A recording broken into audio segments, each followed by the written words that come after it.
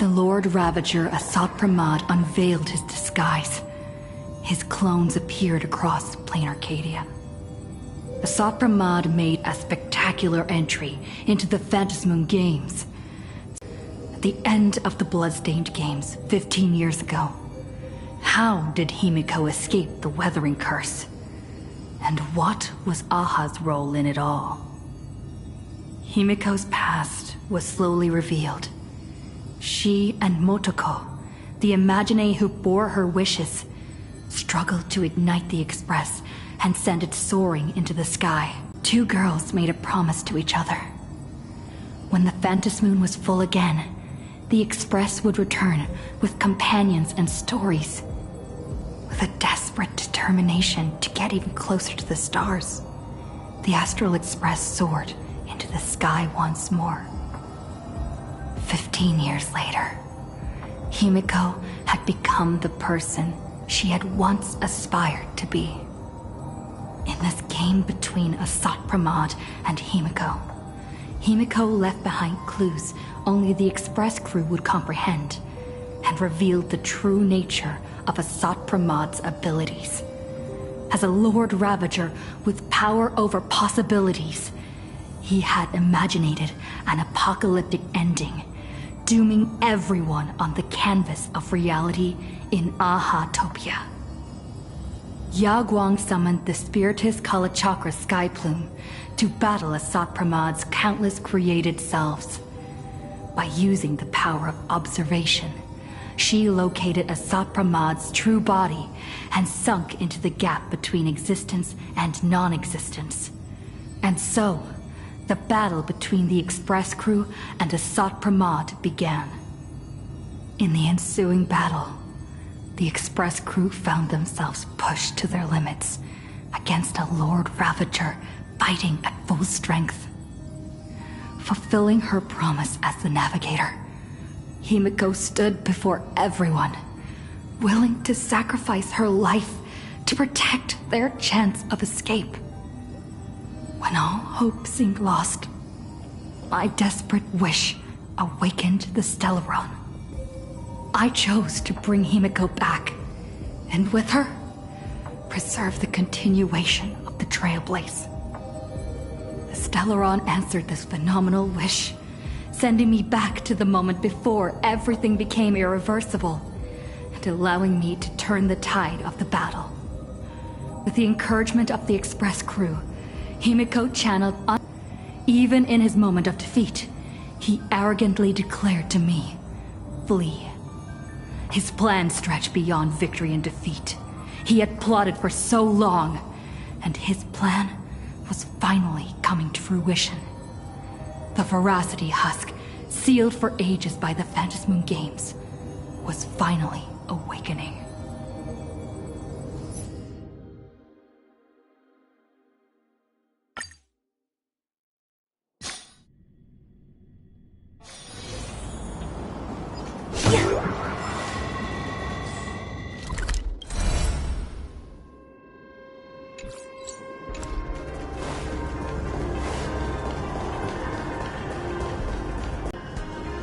If you want to live, tell us how to seal it.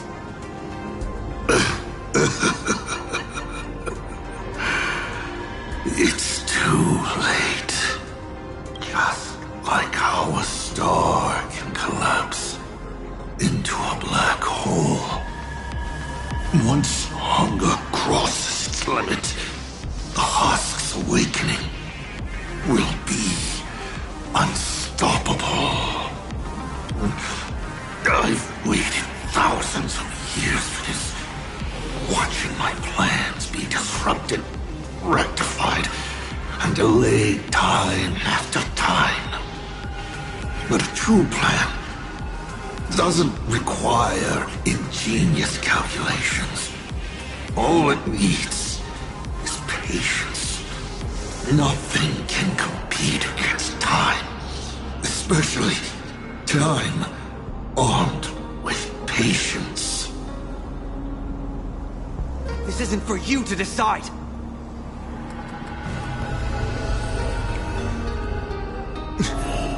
You've lost your mind.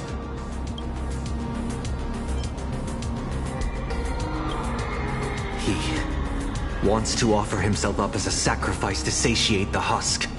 Offer myself up? You flatter me. My plan was to offer you, and all the supplicants to the husk.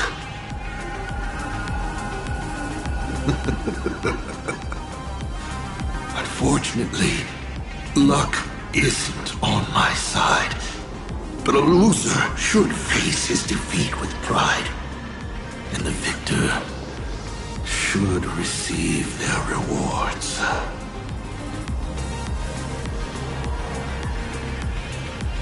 Take this treasure, young Nameless. Consider it a token of recognition from a former navigator. Show it. How you'll face the coming challenge. The fragments of the divine are due to feed. And so, once more, I depart for a destination that never extended me an invitation. From the bottom of my heart, I hope our paths do not cross at that place.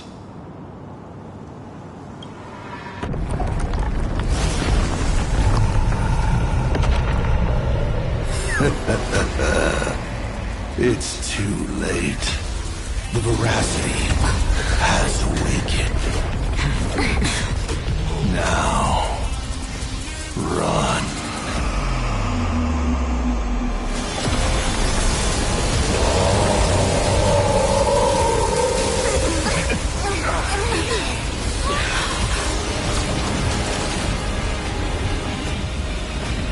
Quick, on to Star Blazer, immediately!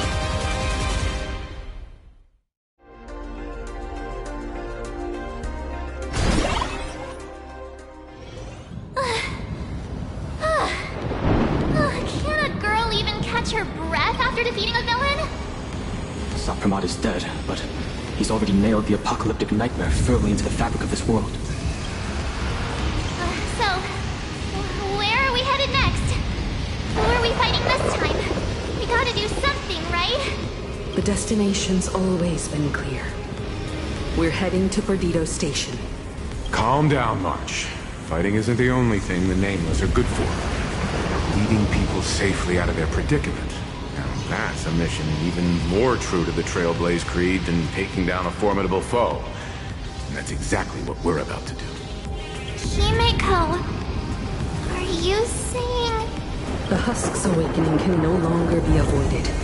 So from now on, we need to use what time we have left to do what the Astral Express does best. Everyone, I've arrived at the same conclusion.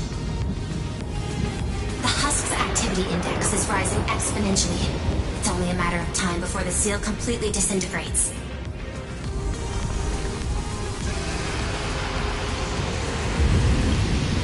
Based on signal strength alone, it is estimated the Veracity Husk deep within Planar Canyon will break through its seal and tear open the world and canvas in 8 system hours.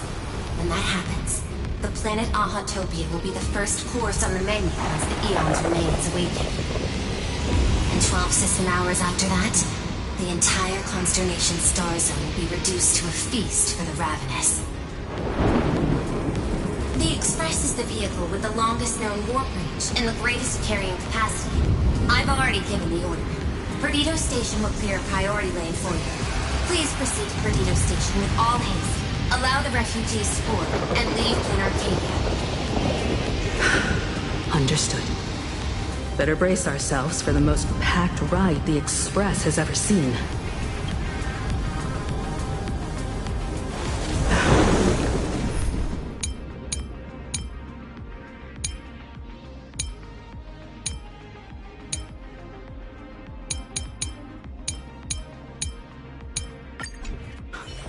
How much longer can the Elwood's roots hold out? We're running out of time.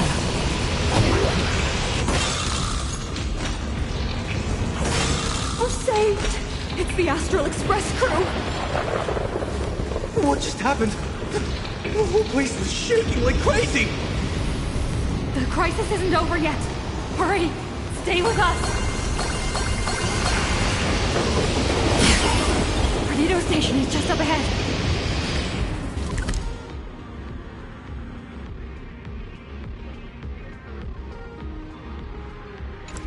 Please, everyone, stay safe.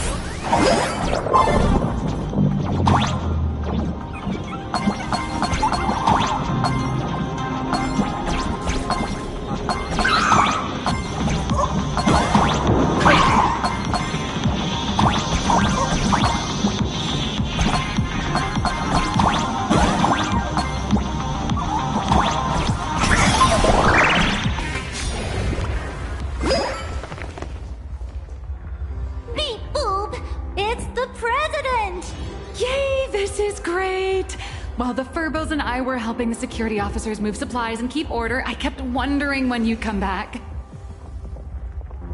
You really made it! Oh, no wonder you're the protagonist. Lucky as always.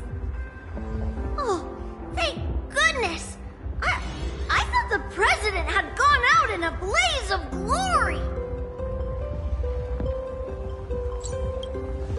Woohoo! The president is unstoppable! I'm gonna post this amazing news online right now! Oh, by the way, what about that Cienjo general who set out with you?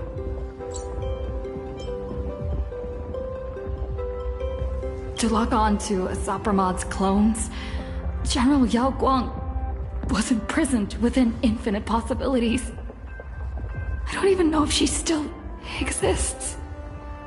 I see. Her divination came true after all. But, hey! There's no word she's dead for certain. Which means she's definitely still out there. I'll find a way to bring her back.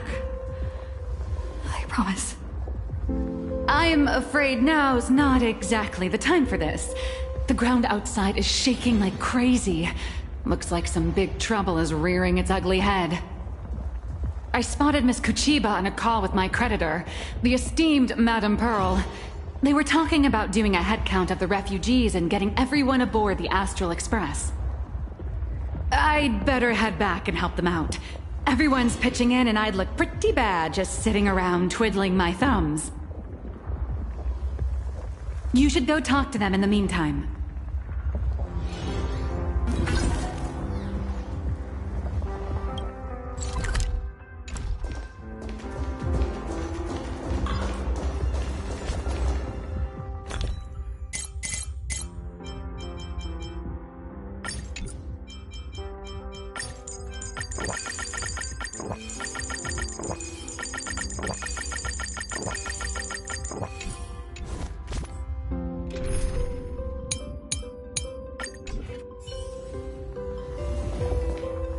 Madam Pearl, I have to ask.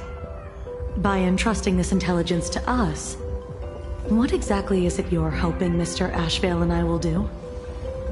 What any good security officer and detective should do. Keep Plain Arcadia safe. Keep Plain Arcadia safe? We're not even specks of dust in the face of the husk. Come on. This is way beyond anything a security officer and a detective should be dealing with. This isn't where your battle lies. I'll request that the Astral Express take you to Astropolis. You've arrived 3 minutes ahead of schedule. A good omen. Interesting. And what would you have us do? File a petition? Stage a protest? To the IPC and all their superiority, we're not even ants worth stepping on. The intelligence I'm entrusting to you both comes from years of personal investigation. It isn't encrypted, nor does it have to be delivered to the IPC's top brass. I have but one request. Protect Plain Arcadia at all costs. Perhaps you still remember Jade's invitation. A 7-member summit on the Anti-Destruction Alliance is to be convened in Astropolis. I'm hoping the Astral Express can take the refugees from Perdido Station and bring them there. Before the time comes for the husk to break through the seal, I implore you to report the situation in plain Arcadia to the IPC's top brass, and ensure that the Preservation's protection is secured. Will the Amber Lord answer our call? The Amber Lord shall be watching. In 12 system hours, the husk will devour the entire star system, and the IPC's decision will serve as an interpretation and execution of the ideals of the Preservation. Their weighted gaze will inevitably fall upon here. What we need is to tip the balance of IPC's decision-making toward protection rather than abandonment. Under Klapoth's watchful gaze, Graphia, Silverwolf, and I will reenact the World and Canvas ceremony to block the husk and buy time before it breaks free. Madam Pearl, you're not coming with the Express? No. My duty lies here. I shall stand with plain Arcadia to the very end. Besides, the artistic realm I've sought for so long is finally smiling upon me. 1,000 years ago, Graphia encanvassed the entire world in that very same moment of peril. Now that I have another chance to put brush to canvas, how could I possibly let it slip away? There's no need to worry about me. I've already made arrangements in Astropolis for the current situation. I know. The Nameless have always been brave enough to linger in the direst of plights. Running away has never been your style. But that's exactly why I'm asking you to bear this decision. The one that's harder for you than any other. There is still hope. So long as even a single stroke remains to be drawn upon the blank spaces of Fate's canvas, the masterpiece that is plain Arcadia will not be lost, and the Phantasmoon Games are far from over. No matter how dire things get, we shall find it in ourselves to smile. For this is a ceremony meant to bring joy and miracles to the world. Yes. There's still hope.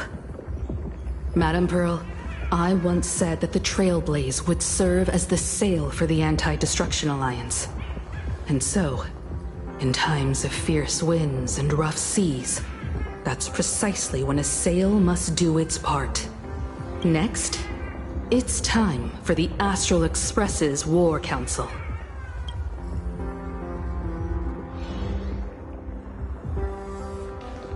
Everyone, we're short on time. Refugees are gathering at Perdido Station, and we need to get them aboard the Express as quickly as possible. March, Sunday. I'm counting on you two for this. You got it. Leave it to me. I won't leave a single person behind.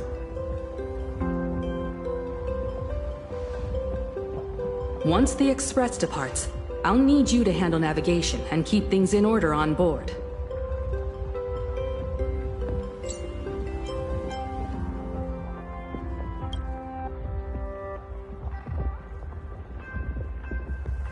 Haven't you been doing a great job this whole time? From here on out, you'll have to get used to holding the wheel.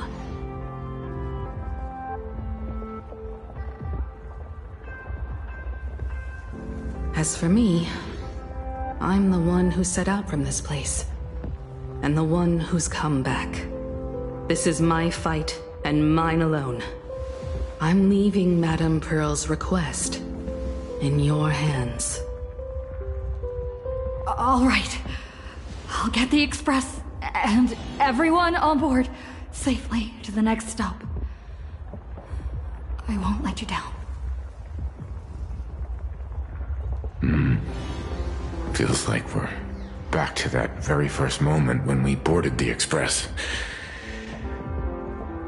Well then, I'll stay behind and help Himiko maintain the Star Blazer. In that case, the duty of protecting the Express falls to me. I'll be clearing the lane when the Express takes off.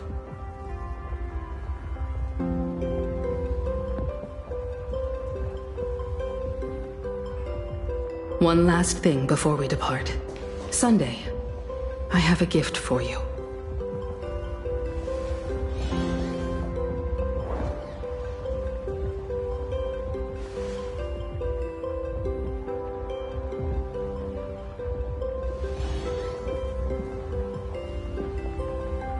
as the Navigator, I'd like to officially invite you to join the Nameless of the Astral Express.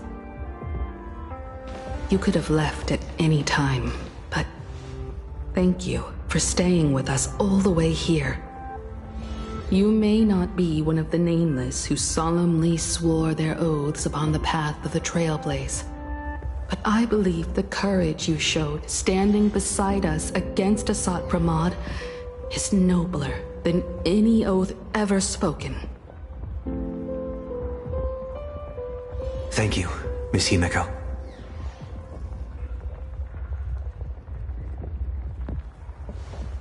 Though Plain Arcadia was not the place I sought, I still believe that somewhere at the end of the road I have yet to walk, there exists something more enduring, something truly worthy of being called an Arcadia.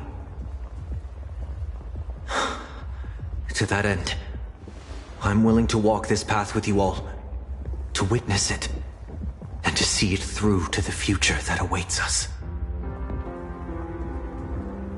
Everyone, from this moment onward, we each march toward our own battlefields and fight for the survival of this world.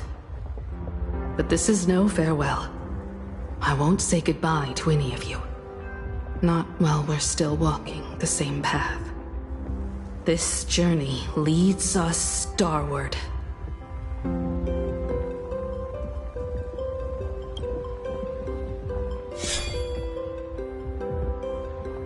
Once I've taken care of things in Astropolis, I'll head back as soon as I can.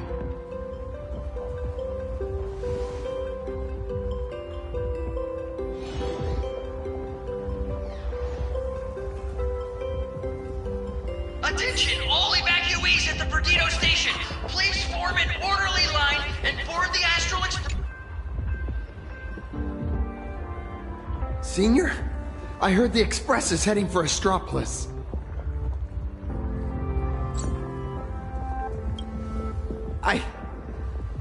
I've decided to stay. But Plain Arcadia is way more dangerous now than it was before. I know. I'm just an actor who plays a hero. I don't have the kind of powers you all do. But I can stay behind with the IPC security forces and do more. After all, a hero isn't someone who strikes a pose where the biggest crowd is. It's someone who shows up where they're needed the most. It might not be much, but I'll pilot my Mechatron and do whatever I can to help. So seniors, go on ahead. I'll be fine here. As Cinderborn, I must be the one standing on the front line when disaster strikes.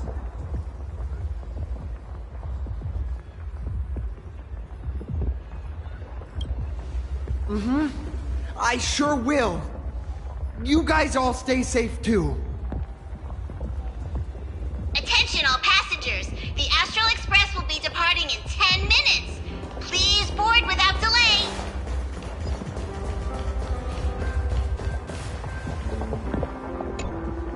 I should get going. Silverwolf promised Pearl she'd stay behind and help with that world and canvas ceremony. I don't understand what program code and paintbrushes could possibly have in common. Nor do I have any idea what calculations are running through her head. She gave her answer and chose to stay. And so will I. After all, this is exactly why I joined the Phantasmoon Games. Ever since I received this body bestowed by the Abundance, this is the first time I'm fighting not against death, but to preserve a single moment. It's been a long time since I've allowed myself to act on my own impulses in a world where no script dictates the outcome. You too. Attention all passengers! The Astral Express will be departing in 5 minutes! Please board without delay!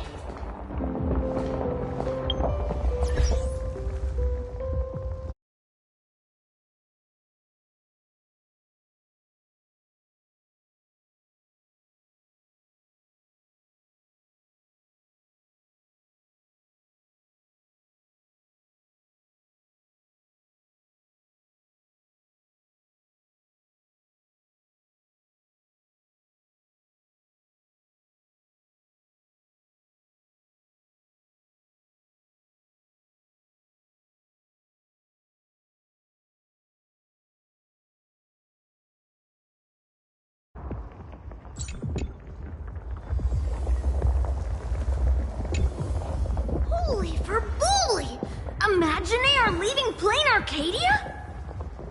I've heard that Imagine who lose their wish power will vanish in the blink of an eye. Like takeout left outside Mr. Detective's door. God, without a trace. Don't be silly. Your cuteness will definitely get tons of attention wherever you go. People will shower you with wish power. Anyway, just remember, it'll be fine. You're not gonna die. Really? But I'm a journalist!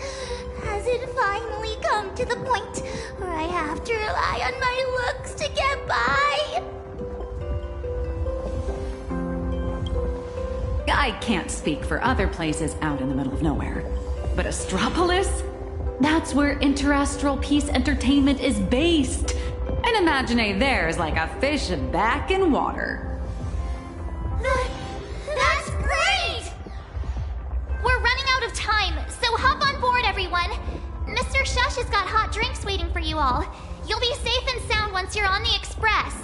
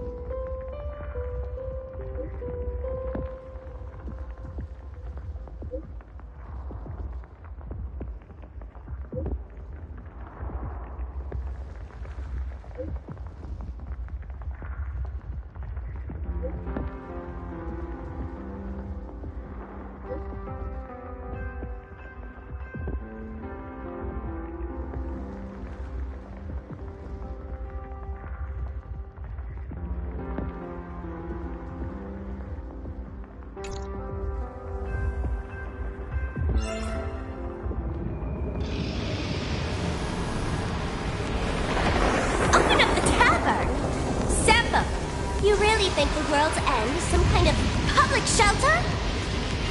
I know. Ever since the tavern was first established, it's only ever had one rule. No entry for anyone but fools. If we just throw the door to the hidden world wide open for anyone, people are gonna be pointing fingers at us. But old Zippo, look at this flock of lost sheep with nowhere to go, and I gotta say, my heart's aflutter. End of the world survival. Now that's a market with some serious profit potential. Sampo, you ought to stitch yourself a mask out of credits. If you've got a soft spot for them, just admit it. So, it appears our beautiful and kind-hearted Miss Sparksy has some sort of compromise in mind? Rules may be set in stone, but a fool is anything but. Tavern business cards, special edition. Every single one is laced with my Sparksy virus. Just scatter them around, and whoever picks one up will get a Sparksicle mask. Brilliant! That basically means everyone's a masked fool from now on. But leave it to me to open the door. Good luck out there. Alrighty, my dear little Sparks heads, quit moping around. Pull yourselves together and get ready for the next party. An even bigger bash, the Doomsday Sparksicon. Everyone's a guest here. Grab a mask if you feel like it. As for surviving the chaos in this tavern, well, it all comes down to how wild a ride they're willing to have. What's the deal with these people? Did Sparksy let them in again? Darn it! Sampo, who told you to open the tavern door to these regular people? Easy there, young fool. Around here we extend a little grace and a little courtesy to anyone wearing a mask. Besides, I won't be sticking around here for long. Old Sempo will be taking them somewhere safe. Let old Sempo think for a second here. Where should our Doomsday Tour group take our new friends for a little sightseeing? Lushaka? These old legs can't afford to get rheumatism on top of everything else. Planet Screwlum? Those Intellitrons are way too cold. Wait, cold? Haha! I got it! Stick with moi, everyone, for only 10 credits each. I'll take you somewhere with absolutely gorgeous scenery! The Bellabog Tour Group is officially open for business! Huh. The masked fools are pretty impressive when they actually get their act together. Guess I'd better pick up the pace too. Attention all passengers! The Astral Express will be departing in 3 minutes! Please board without delay! Time to get going.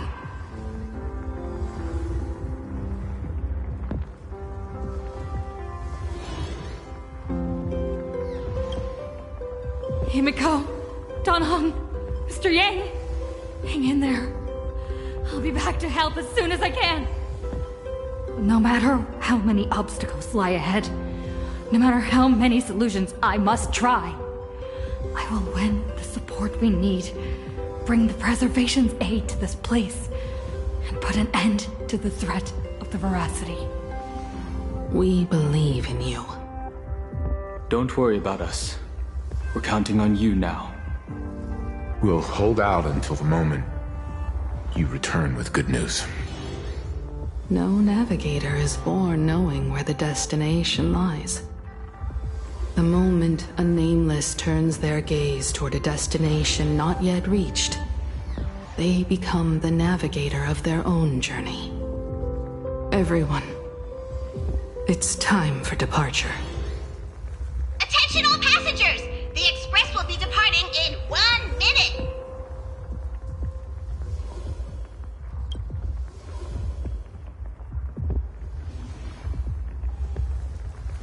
The express is about to make the jump! The express is about to make the jump! Please be seated and hold on!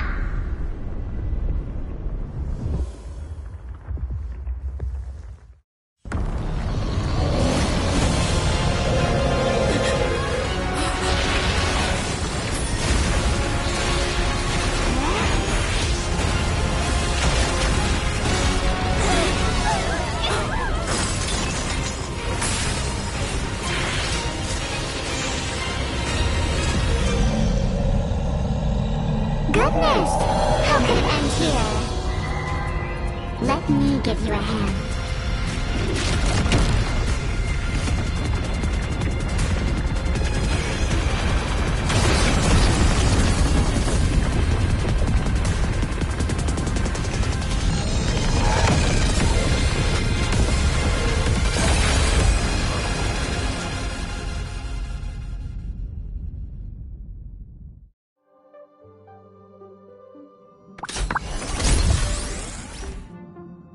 Express system diagnostics in progress.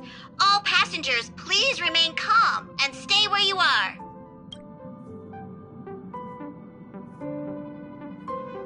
Is everyone okay? For a moment, I thought I was a goner back there. I think I'm getting a little motion sick. You're lucky you can even feel motion sick. We almost didn't make it back there. Did you guys see that giant hand sweep past the window? It just came down from the sky and swatted the Phantom Moon away. I wasn't paying attention to that. All I saw was Don Hung and Miss Himiko fighting to clear a path for us. Conductor, what about things over in Plain Arcadia? Is everything okay? Relax. So long as no one's in a rush to charge head first into the beast's maw, your friends still have time to hold their own against the husk. What's going on? Who's talking?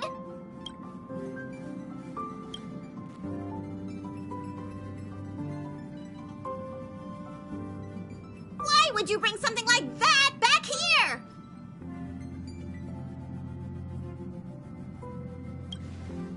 I heard that too, But I never thought you'd actually have the guts to take it.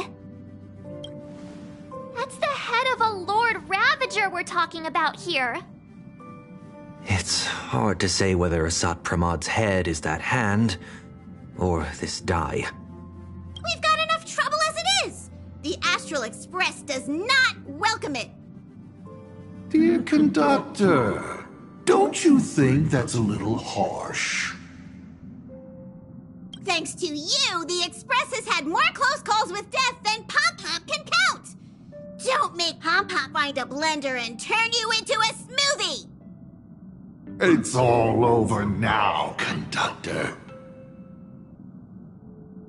I'm just a die left behind by Asat Pramad, a harmless toy that can't even move on its own.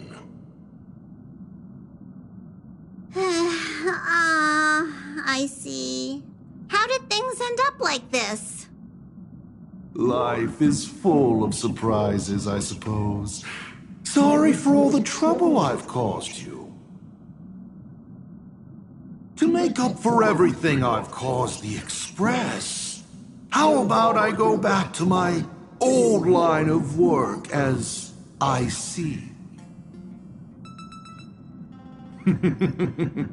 You might think of me as a little teaching tool. Whenever the young trailblazer needs some tempering, or craves a little excitement on a dull stretch of the journey, just toss me up in the air.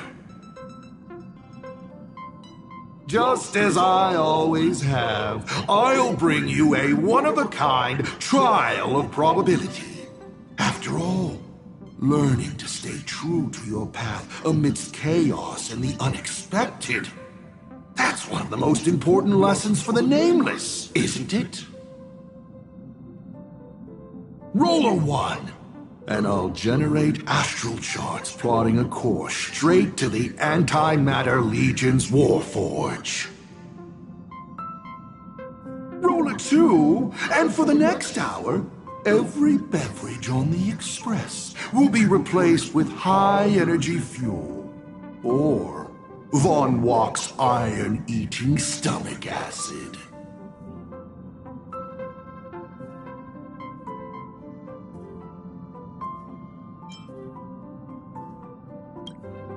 Please, just find a rag and wrap it up. I can tell.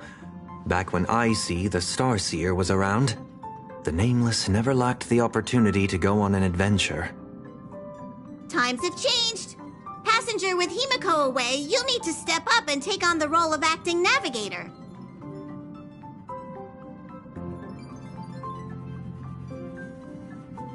Calibrating the warp jump to Astropolis is gonna take a little more time. Why don't you head to the party car and check in on everyone? Those passengers who just escaped must still have their hearts in their mouths. Go bring them a hot drink and say a few comforting words. Let them know that now they're aboard the Express, everything's going to be okay. Leave it to us, conductor.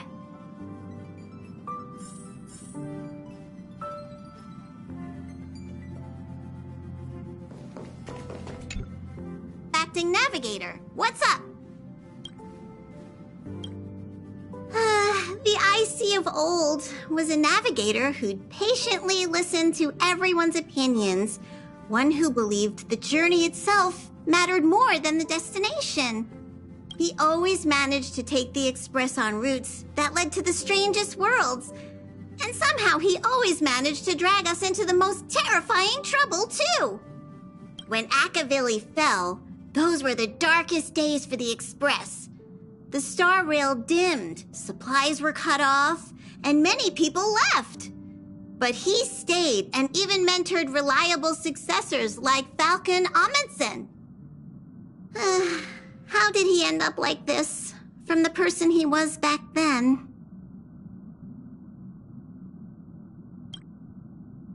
It's a curio he's kept on him since long before he became a navigator. He says the die was a blessing from Aha, capable of toying with probability on a whim. IC always liked to roll the die before deciding on a route. And wherever it landed, It never failed to bring us unexpected luck and misfortune. Pom-Pom still remembered this one time when the Dai sent the Express straight into a graveyard of anti-organic vanguards left over from the Emperor's war period. Nearly got everyone on board wiped out. Luckily, Falcon rolled a big number and all those ghost vanguards wandering around just shut down on the spot. Even though Icy always said misfortune tempers the nameless, everyone's blood pressure still went up and down right along with that Dai. That thing is way too dangerous. You gotta be careful with it.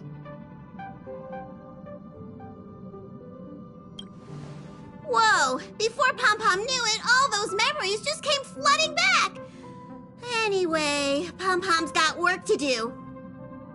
Now hurry along to the party car. Everyone's been waiting for you.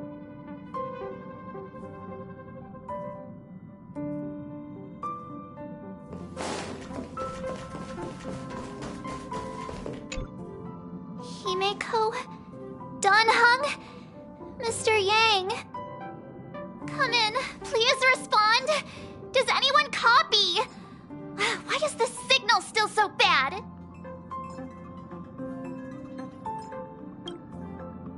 No. The group chat's dead silent. Like it's broken or something. Do you think they might have... Miss March, sometimes no news simply means they're still in the fight. Don't worry. I'm sure they'll be fine. I know. But I can't help it.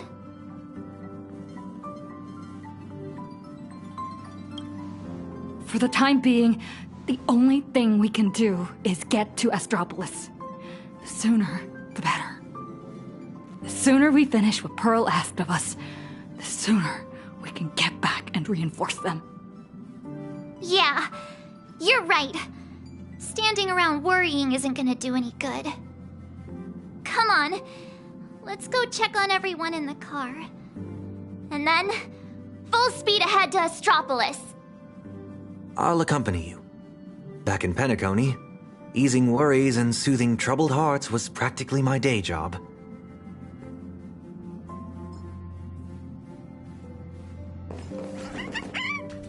March, Sunday.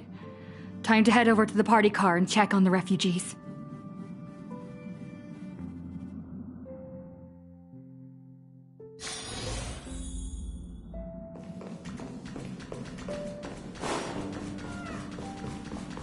We're home. It's gone. Daddy, where are we going? I don't want to go out anymore. I want to go home to Mommy. We'll go home soon, I promise. Little one, I'm afraid we'll have to find somewhere safer. Think of it as being a brave explorer for a little while. Explore? Even heroes in stories have to retreat sometimes before they can find the weapon to beat the big bad monster. So we gotta be brave. Wouldn't you agree? I'm gonna be a brave explorer. Some people look miserable. Others are crying. The mood around here feels so heavy. Their homeland is about to be destroyed by some unknown catastrophe. And they're being forced to leave everything behind. Far from home, to a strange world on the other side of the cosmos. Everyone's on edge, not knowing what the next moment might bring. What are we supposed to do? Fear is contagious. It spreads from one person to the next. One person cries, and 10 more start to panic. Let me try using my tuning to soothe these people.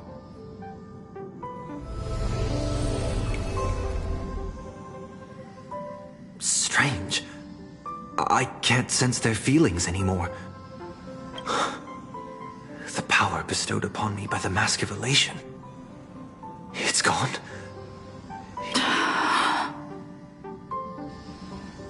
You got this. Protagonist.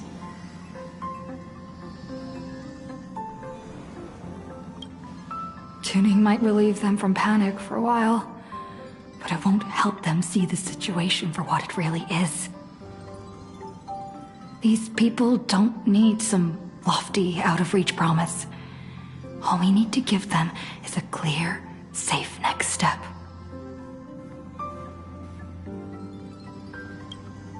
So, where we're headed, is it safe? I know how it feels to be uprooted from your homeland on such short notice. Heading to a world you've never seen. It's only natural for people to feel scared. Our destination is hardly some dangerous, uncharted wasteland. Astropolis is one of the major worlds under the IPC, equipped with comprehensive shelter facilities and legal protections. Not only will everyone be safe there, but you'll also be provided with temporary housing and living supplies. Once the crisis in Plain Arcadia has been resolved, the IPC will arrange for each one of you to be returned home. Really? You sure those bigwigs at the IPC won't just treat us like a bunch of rats and slam the door in our faces?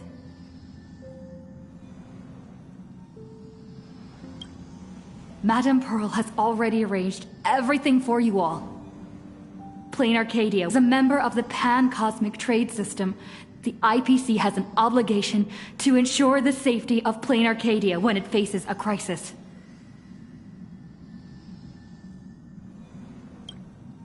I know that some of you still have loved ones back in your homeland. And some are grieving for all that it's been through. But Plain Arcadia is still standing.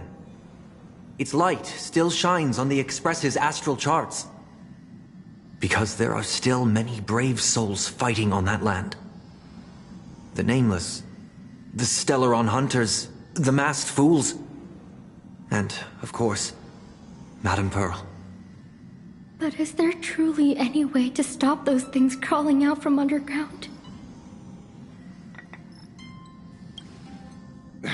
Everyone!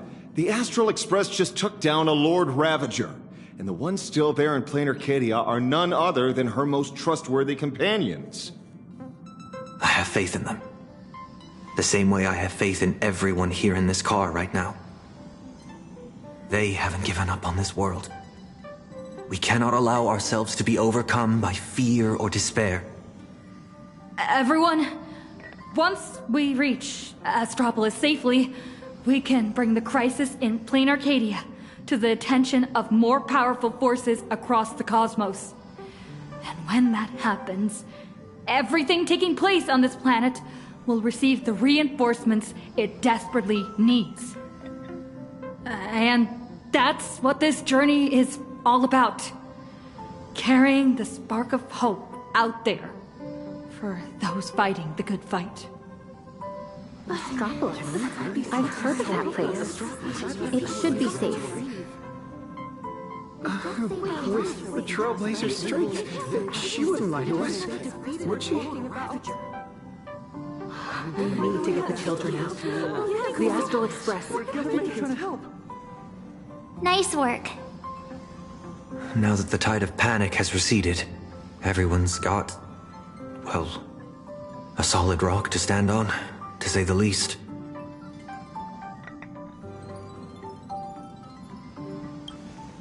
I have to say, your ability to deliver a speech is unexpectedly impressive. In any case, we can deal with whatever trouble the future throws at us after we get to Astropolis. Attention, everyone! Calibration is complete. The Express will be warping to Astropolis shortly. For your safety, please find the nearest seat and buckle up.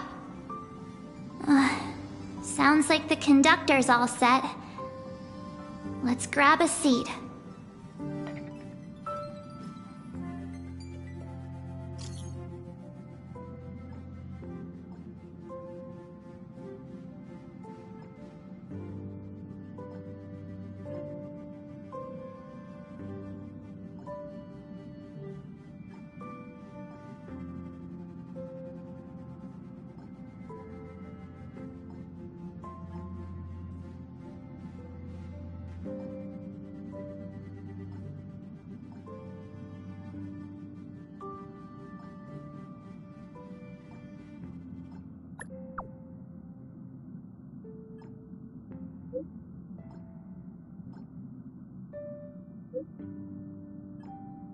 engines primed. We're ready to depart at any time.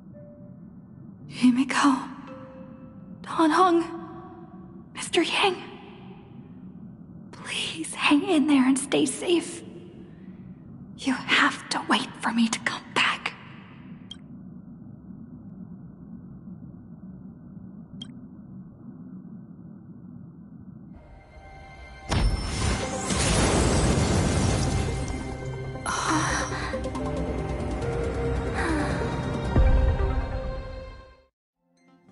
So that giant cube is... Attention all passengers, the warp jump is complete. We have arrived safely at Astropolis.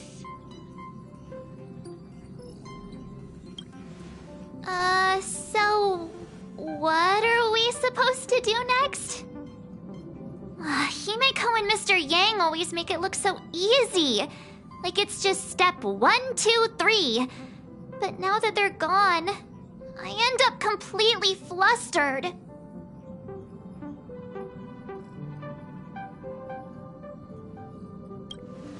As per tradition, every time the Express makes a stop, we Nameless gather first to decide on our next course of action. Incoming encrypted transmission from Astropolis. Looks like our discussion will have to be put on hold. Friends of the Astral Express, you're finally here. I've been receiving intermittent hyperspace transmissions from Pearl. I'm now up to speed on the emergency in Plain Arcadia, where the husk is about to break free. Himeko and Madame Pearl, are they okay? Based on the timestamps, they were still fighting as of right before your arrival here. I'll authorize landing clearance for you immediately, and have someone sent to receive you. Welcome to Astropolis. I've also made proper arrangements for accommodating the refugees. Please have the representative from the Department of Aberration Defense coordinate with them. It's rare to see Madame Jade without a trace of a smile on her face. Well, you know what they say. The fewer the words, the bigger the trouble. I'll go notify the conductor and get the docking car ready. And I'm going to inform Miss Nilux, Mr. Ashvale, and Miss Kuchiba. We'll need their help getting everyone settled in. Friends, the docking car is standing by and ready to roll. Let's head out once you're all set.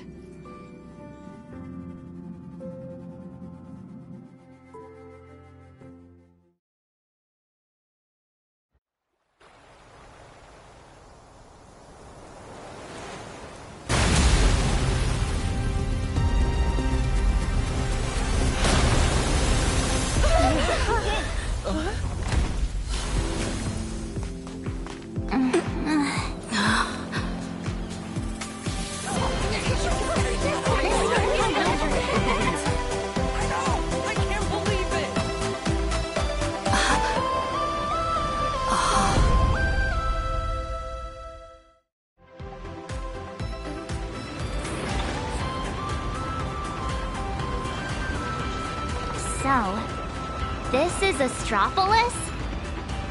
Trampolines, beach volleyball, and the smell of barbecue wafting in from who knows where. Guess this is what vacations are all about. We just barely escaped with our lives. And now we're suddenly greeted by this scene of peace and prosperity. It feels surreal. Like stepping back into Penacony all over again. For the people of Astropolis, the events unfolding in Plain Arcadia still seem like a distant affair. It's hard to imagine what will go through their heads when they hear the news of the Veracity Husk's revival. From what I know, even if the news spread far and wide, most people in Astropolis would carry on surfing, sipping coffee, and dining on elegantly plated meals at open-air restaurants without batting an eye. After all, this is the vacation resort for IPC executives. Once people get parasitized by a certain kind of power, They always have this delusion that the fire will never burn its way to them. The refugees on the Express can't just sit around twiddling their thumbs. We need to report this to the Astropolis authorities ASAP. Just leave that to Mr. Ashvale and me. Sounds like a plan. Now let's get moving. And don't forget to bring Mr. N along. His brain works faster than the two of ours put together. Oh, wait. Take me along, too. Everyone's got something to attend to. How can I just sit here doing nothing? Well, that won't be necessary. You see... Oh, right. As the Astral Express's biographer, your comic's still running, isn't it? You wouldn't want to miss out on the Express crew's adventures in Astropolis, would you? A fair point. But I can't just keep being a walking camera, can I? Miss Nihilux, we understand how you feel. But the work Ashvale and I have ahead of us is... incredibly tedious. And will no doubt be up against Astropolis's massive bureaucratic machine. Please just leave all the bickering and legwork to us. Those two acting all hush-hush. Are they on some kind of secret mission or what? Madam Jade said she'd send someone to receive us. So, where's the guy? Hey! Hello! I've been waving forever and you didn't even notice me. It's me, your avian buddy Albert. Did you guys see that? One of the cars just came flying out like a surfboard.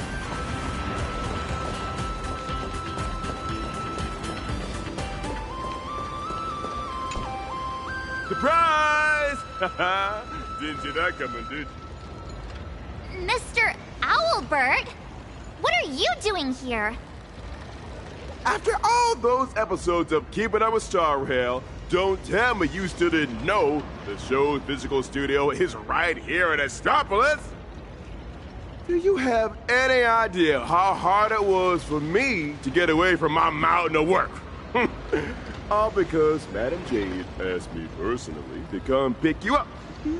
Picking an old friend of the Astro Express with her. Good job, best. What's she being all secret about anyway? I'm a pretty big deal in Astropolis, you know. Fine. Can't you give me just a teensy little hint?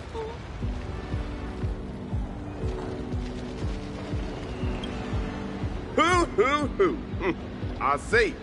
It sounds like a hoot. Not like a hoot. The only hoots I give are literal ones. Anyway, I'll fry no more. Wordplay? Seriously? At a time like this? Unbelievable. Easy there, young lady. There's no rush. Just follow me. We'll cut through the Tennessee Side Park, and Madam Jade will be waiting for you somewhere a little more convenient. In the meantime, allow me to give you a grand tour of the city of converging stars along the way. It's sights, it's culture, the whole shebang. Shall we?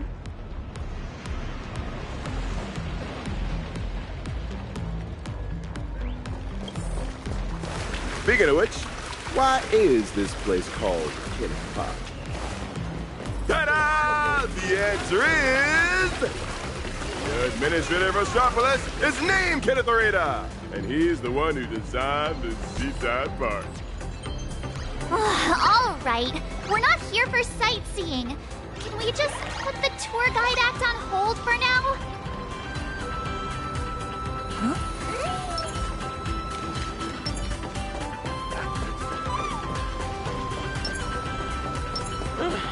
There are 3 things I shall never do.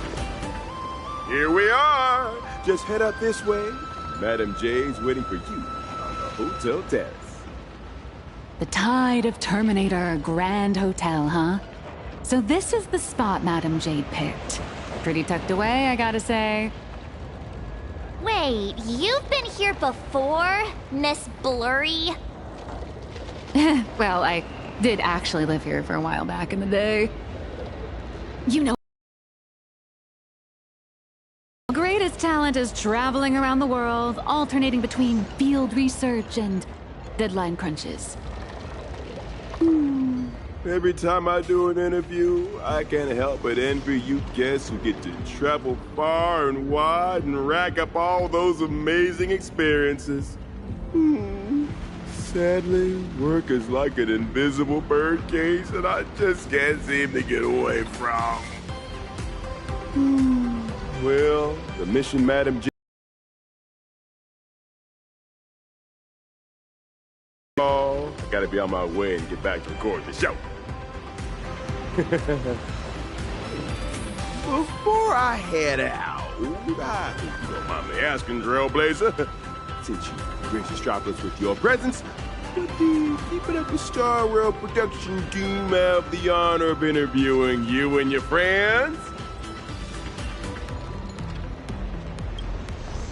She just casually dropped the politest rejection ever. I sincerely hope that the opportunity comes sooner rather than later. Well, I'll take my leave. Hope your chat goes smoothly.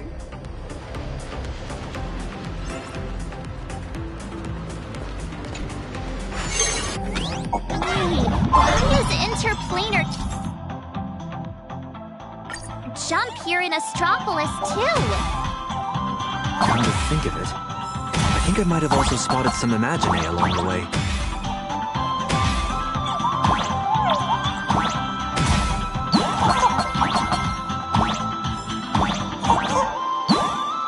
Spacesuits? Jetpacks? Well, aren't we keeping up with the times?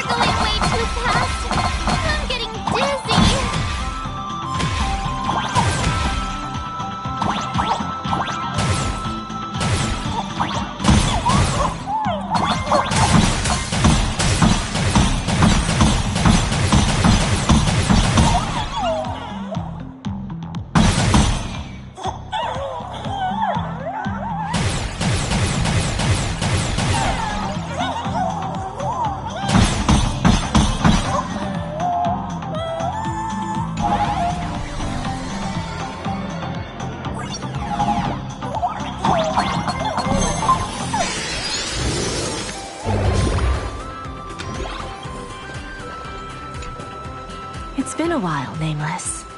And Mr. Sunday. Sunday is also an official member of the Express now. Sounds like a lot went down during the Fantasmoon games. Nice to meet you. I'm Nihilux, a comic artist. You must be Madam Jade. I've heard so much about you. Is that so? You look familiar. Have we met somewhere before? Oh, not surprising at all. I'm sure you must have read my masterpiece, Fluffy Across the Blue. Either that or you've seen one of my on-camera interviews. Someone help! Please get Miss Blurry and her zero boundaries energy out of here! The Fluffy. Yes. Pearl has mentioned that comic to me before. But what we need to discuss next has nothing to do with comics. So if you wouldn't mind excusing us. Fair enough, but I'm guessing whatever you're about to discuss is closely tied to Plain Arcadia. That place is my home, and its future will be determined by the IPC's decisions. I think I have the right to remain here. For as long as I can remember, I've been a bystander, recording other people's stories with my brush. But this time, my sketches my home. They're all part of that world that's falling apart. At least let me witness the very moment that decides its destiny. Please, don't make me beg.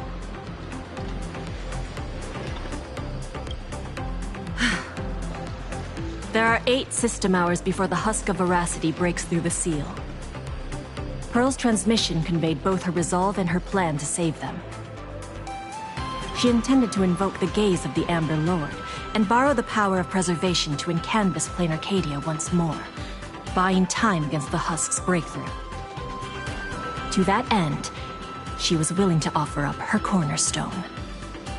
But before her message could come through, someone within the IPC, as if they had already seen it coming, issued an early warning about the Husk in Plain Arcadia spiraling out of control. At the same time, the one who issued the warning proposed a targeted plan: weaponize the Veracity's Husk and transform it into a weapon against destruction. In which case, we would not only neutralize the threat posed by the Husk, but also eliminate Nanook's minions once and for all. Perhaps even wound the Aeon themselves. By comparison, Pearl's proposal looks more like it's just stalling an inevitable catastrophe. Convert the Husk into a weapon? If we do that, all of Plain Arcadia would cease to exist, wouldn't it? Once that happens, then Himiko and the others will...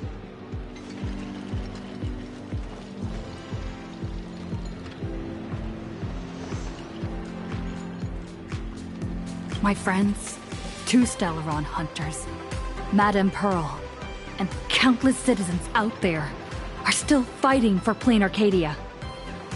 As long as there's a chance to help them, as long as there's still a glimmer of hope, I'll pay any price without hesitation. But there is one price I refuse to pay: their lives. So, who proposed this plan anyway? Oswaldo, from the Marketing Development Department. That monster! Does he have even an ounce of humanity? Human nature isn't even my main concern here. I'm more doubtful about whether this plan can actually work. I mean, was there really not a single person at the IPC who stood up and asked that guy if this plan even had a snowball's chance of working? Of course there was. But standing behind Oswaldo was none other than Miss Yabali from the Technology Department. As the de facto leader of the Intelligentsia Guild, Yabali has spent years researching this technology. She's staking her personal reputation on seeing it put into practice. I assume you noticed the presence of Imaginae on your journey here. Well, yeah, but what does that have to do with what we're talking about? They're not visitors who migrated from Plain Arcadia, but homegrown products of Astropolis itself. I've heard that the birth of Imaginae is closely tied to the unique properties of Ahatopia. Could it be that Ms. Yabali really has gotten her hands on some earth-shattering secret? It's hard to say, but there's no doubt she's conducted extensive research into both the Husk and Imagenesis. Her claim that she can manipulate the Husk of Veracity doesn't seem to be some spur-of-the-moment delusion. Even if she could harness the Veracity, that's not exactly preservation, is it? Aren't you all followers of the Amber Lord? Little girl, the IPC indeed walks the path of preservation. That much is true.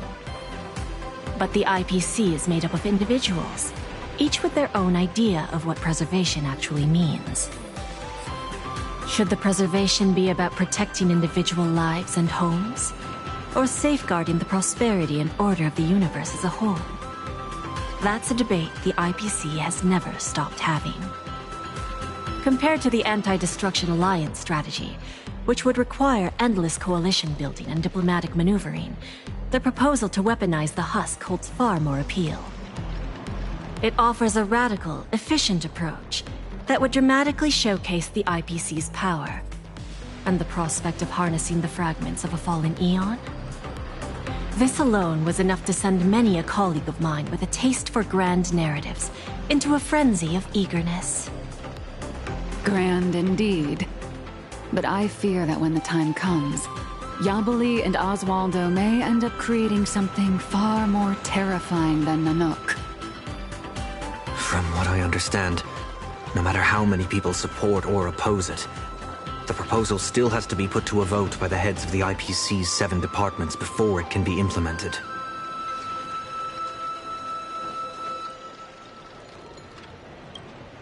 Aside from Oswaldo and Yabali, Taravan from the Building Material Logistics Department also cast a vote in favor. Oh, that gluttonous butterball. Can't say I'm surprised. Everyone who meets him wonders if he's got some kind of family ties to the Veracity. Wait a minute. Let me write down all these names and departments.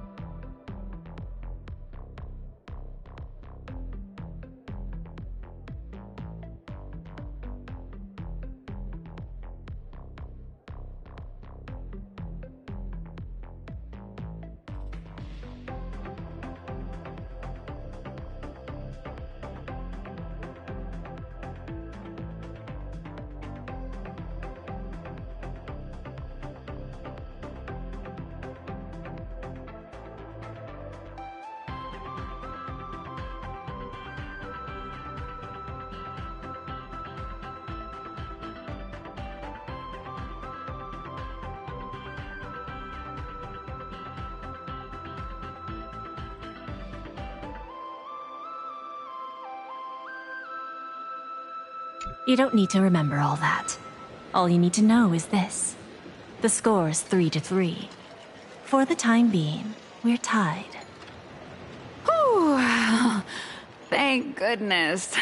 Sounds like things haven't gone completely off the rails just yet. Wait, 7 departments, 7 votes. Did someone abstain? The power to cast the deciding vote fell into the hands of Mr. Arita from the Traditional Project Department. Instead of tipping his hand at the meeting, he postponed the vote. And in 5 system hours from now, he will give his answer at the Internal Decision-Making Conference. How long? 5 system hours? In other words, it's only a matter of 5 hours before Plain Arcadia gets canvassed again. Or becomes a total sacrifice to the weaponized husk. And our goal is to convince the undecided Mr. Arita? Precisely. As a matter of fact, he refuses to meet with anyone, especially lobbyists from within the IPC. Arita is the most senior of the 7 department heads, and the most low-profile one among them all. Apart from showing up to make calls at key moments, his schedule is never made public. A big man like that prefers to call the shots from behind the scenes, not step into the spotlight to debate with his subordinates. Then what if it were the Nameless of the Express requesting an audience? Would there be even a sliver of a chance? It's a long shot, but I guess we could give it a try. I've already dispatched a team of field specialists to track down his movements today. I'm sure one of them will report back with a lead soon.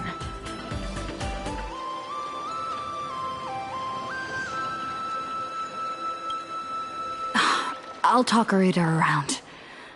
No matter what it takes. The fate of billions is at stake. My friends' lives included. That's all the reason I need to keep fighting for this. I believe Madame Pearl shares the same conviction. And that is why she has my respect. What make no mistake. Just because I'm giving this everything I've got doesn't mean I'm fully siding with the Strategic Investment Department. I refuse to let the fate of billions become a bargaining chip in the IPC's internal power struggles. I understand. I swear by my cornerstone that what I place upon the scales this time is my unconditional trust and support. You have my word, so please rest assured. To ensure you all have a proper base of operations, I'll arrange an office in Lodestar Tower, the central hub of Astropolis. You're welcome to convene there to discuss the matters ahead. Well then, I shall take my leave.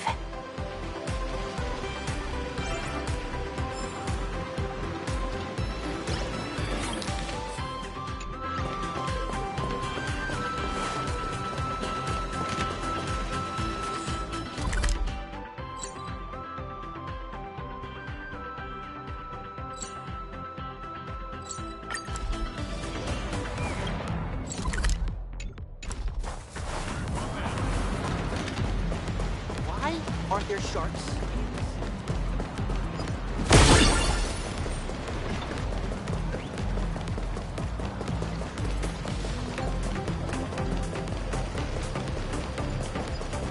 Hello, Bob.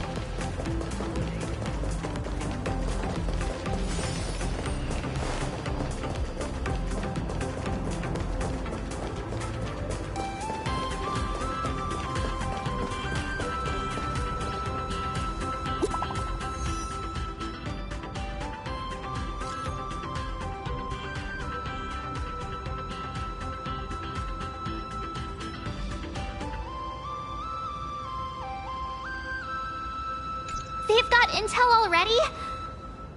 Madam Jade's team really is something else. They want us to meet at a restaurant. Sounds like they found where Arita's been dining. So we just barge in and ask for a meeting? Would Arita even agree to see us? It's not exactly ideal to show up with a crowd when requesting an audience with someone important. How about this? She and I will head out, while March and Miss Nihilux go on ahead to the Lodestar Tower and get settled in. What do you think? Fair enough. If I tagged along, I'd probably put my foot in it and make things harder for you two anyway. We can't delay any longer. Let's split up and get moving. Oh, right. This is my first time teaming up with you, huh, buddy? Missing Don Hung already? Don't worry. I'll try not to hold you back. Is the meeting spot somewhere around here? Is this all a... Wait, that figure! Is that you, Scott? You're still alive?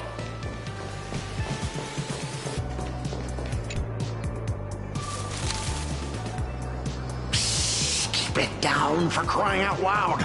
Can't you see I'm in the middle of a secret mission here? Thanks to your immense generosity, I, Scott, have come back from death, and now I'm back to repay the favor! And this is... Oh, I almost forgot. This is an old acquaintance of mine, Mr. Scott. You're the IPC victim from the bloodbath in Dovebrook. So, Mr. Scott, how exactly did you survive? Wasn't it all thanks to you screaming about getting revenge for me in front of everyone?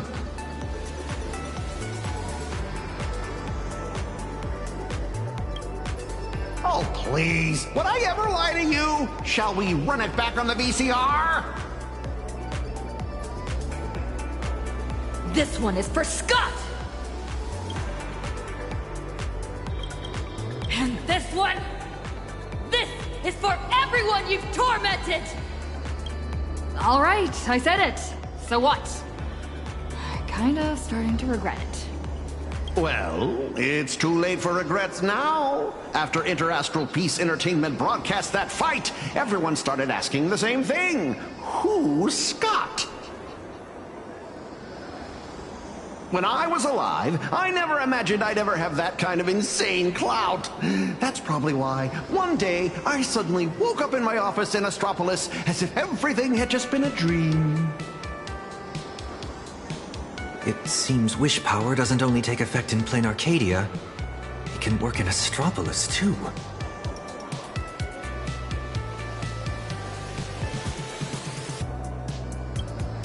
My fault? I've been rambling on about everything except what actually matters.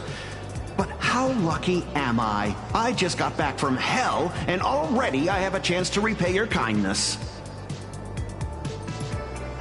Madam Jade asked me to share what I know about Arita with the two of you. So, Mr. Scott, you know of Arita's whereabouts?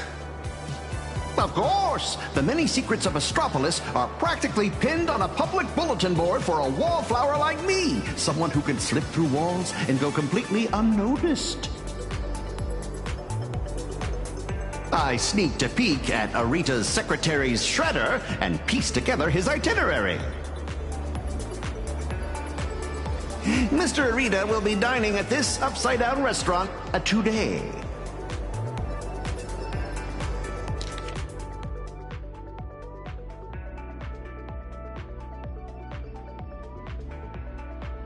In that case, what are we waiting for?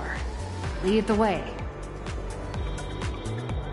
Who would have thought your single act of kindness would transcend worlds and come to our aid? That was hardly some act of kindness. I should have kept my mouth shut.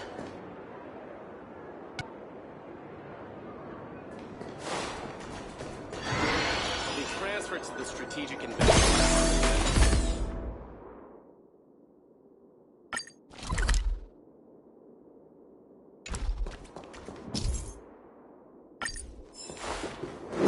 This way, if you will.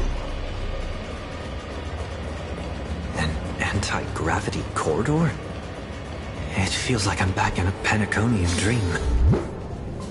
Even back when I was still alive, a place like this was a rare splurge for me. A restaurant that truly lives up to its name.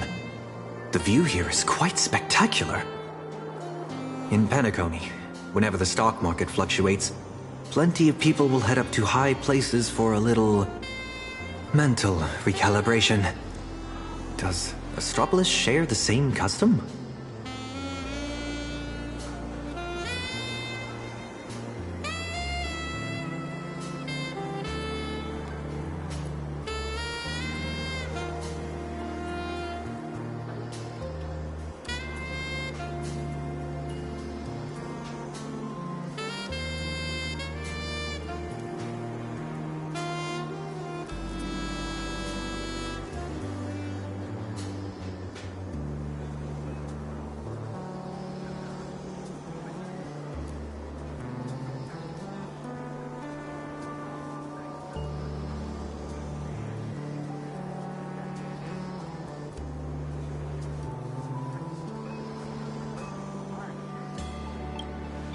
A bigwig like him is definitely dining in some secluded private room, probably surrounded by bodyguards too. Let me go scout ahead for you. Wait here.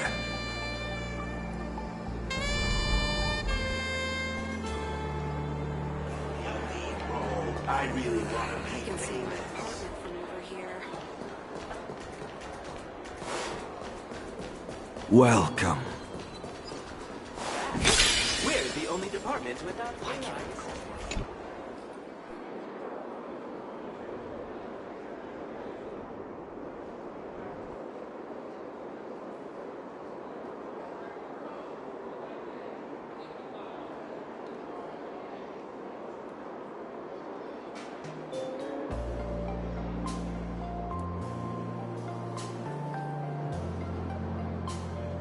Welcome, distinguished guests. Shall I recommend today's specials? we have emerald mushrooms flown in fresh from Von Walk and the giant prime tomahawk steak.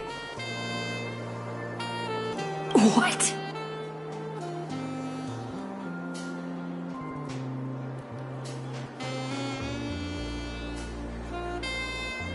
We're waiting for someone. Just 2 waters, thanks.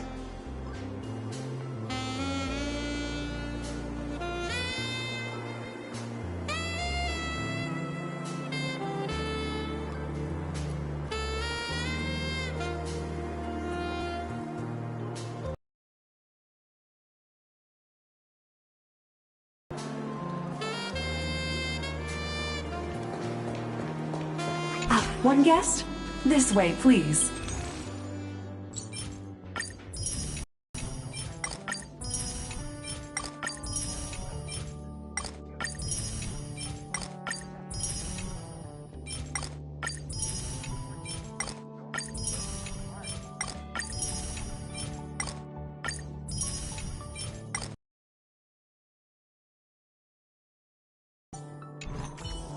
Oh, wait a minute. Is that... Asta?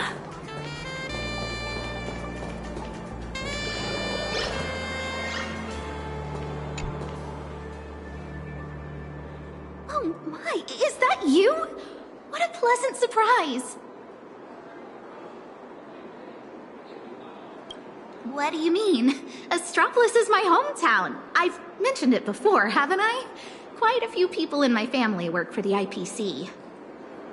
I racked up a bunch of vacation days at the space station, so I figured I'd use them and come home for a visit.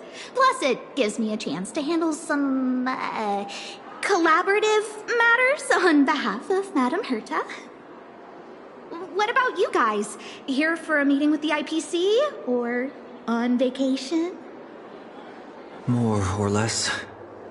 We've got some urgent business to take care of. Then I won't keep you any longer. But if you need anything at all, like booking a table, arranging a visit to the Cloud Peak level of Lodestar Tower, anything like that, just let me know. After all, sometimes connections get you further than regulations on IPC turf. Good luck out there! Word's gotta run off too. What's taking so long? Let's go check on him. Strange.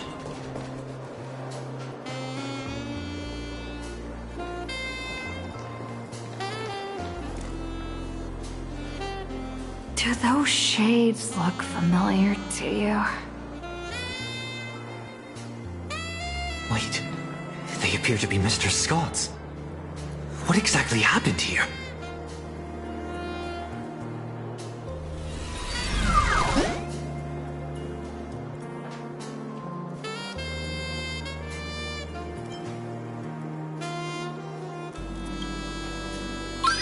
Mr. Taravan has concluded his meal.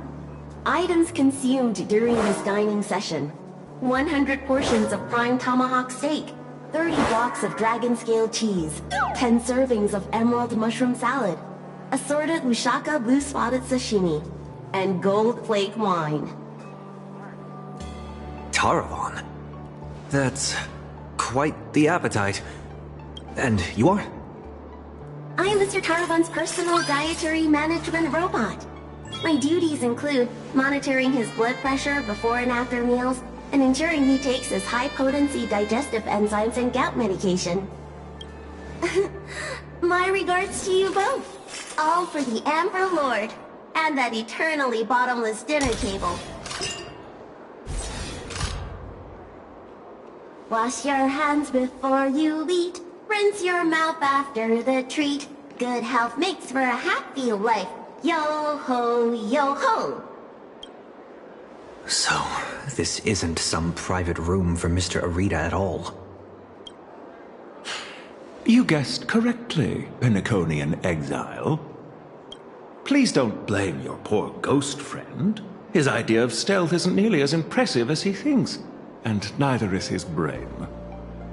With just a little bit of misdirection, he dutifully led you straight here to me.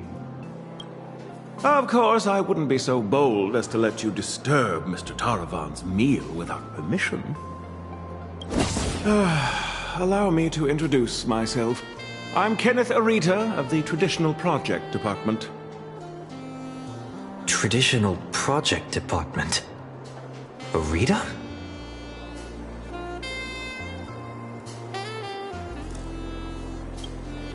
How could that be? I'm merely an adopted son, fortunate enough to bear the old gentleman's family name. If you think of all of Astropolis as one big sprawling family, then I'd be the butler of the household. And a butler's job is to know everything that goes on within the estate, down to the smallest detail, and to ensure no pests ever find their way inside to threaten the family's interests. I heard that the Astral Express had arrived in Astropolis, 3 nameless bringing a flock of refugees to beg for aid. Curiosity got the better of me, so I decided to come and take a look. And the result turns out to be disappointing. I'm sorry. There must have been some misunderstanding between us. Mr. Kenneth, we have an extremely urgent matter and would like to request an audience with Mr. Arita. Mr. Arita has already made his position clear to everyone. No lobbyists. The lady from the Strategic Investment Department behind your visit should know that all too well. My father taught me that at the heart of every deal lies one thing: respect. But that lady showed no regard for Mr. Arita's wishes, sending bumbling spies and reckless lobbyists. Her actions were utterly devoid of respect.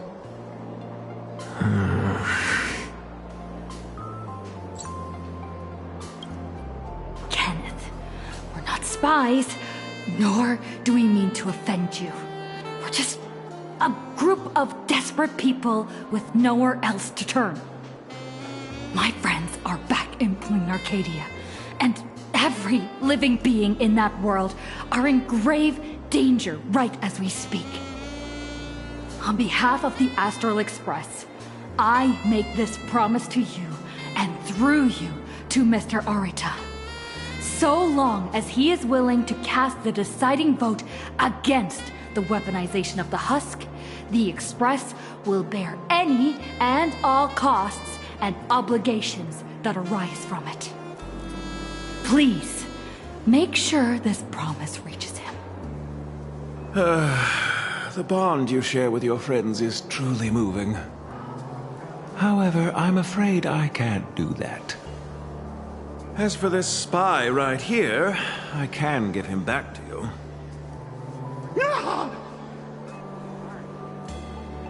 The heart of every deal lies in respect. Chew on that. I've said my piece. Ugh, Taravan, that bloated pig. Weaponizing the voracity? Why not just weaponize himself instead? Save everyone the trouble. So, what do we do now?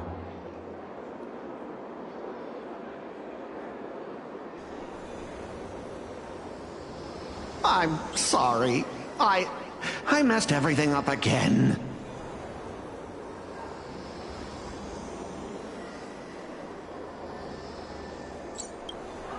An unfavorable opening, to say the least. The moment IPC faction politics get involved, things get infinitely more complicated. What do you think? Should we try a different approach, or keep up the chase?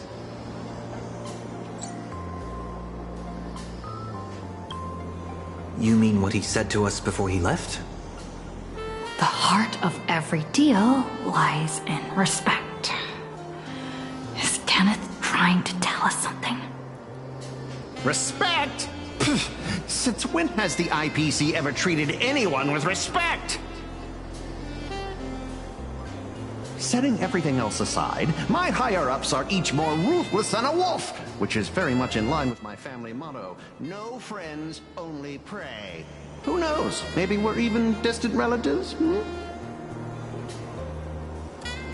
A wily old fox like Arita, does he even know what respect means? The only way he'd ever bow is if Louis Fleming crawled out of his coffin, I'd say.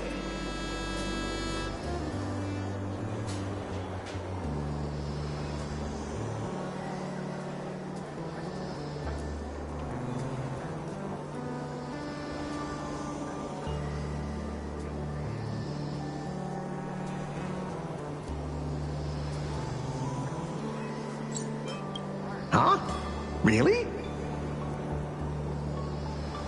True respect comes from having the strength that others acknowledge. Just like how the Strategic Investment Department respects the Astral Express, Kenneth is telling us he wants to see what we're made of. I see. But what do we have that could earn his respect? Trying to bribe him would take wealth on old Odie's level to sway Arita. As for using force, that would be exceedingly unwise on IPC ground.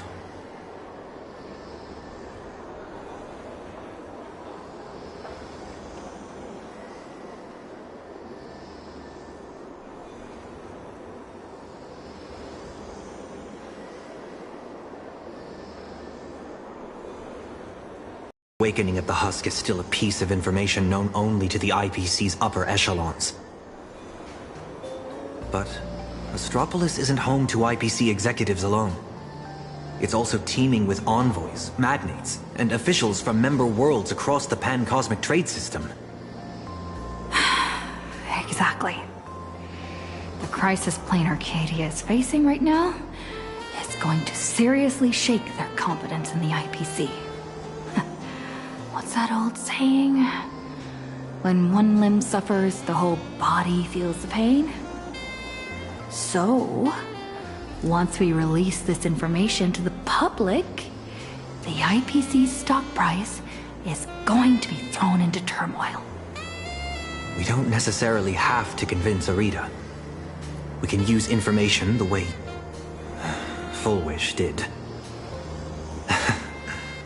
Once you start learning from the enemy, it's hard to stop, isn't it? So, we leak this to the press and turn this little internal scheme into an external risk that the IPC has no choice but to deal with.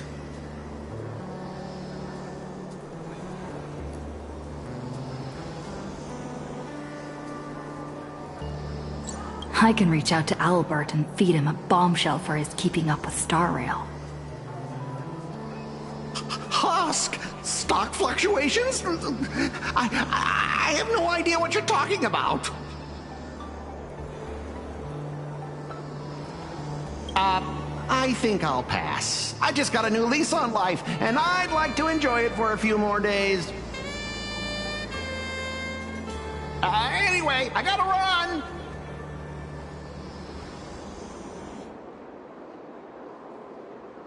Now then, let's have Kenneth show a little respect. Come on, Sonny. Let's head to the Lodestar Tower and meet up with March and the others.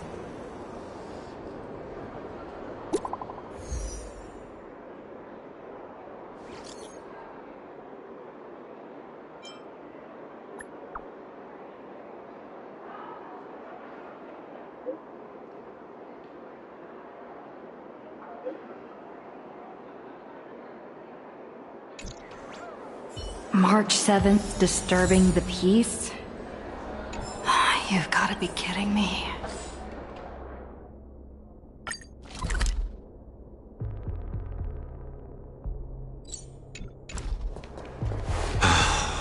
We can still make it in time if we make haste.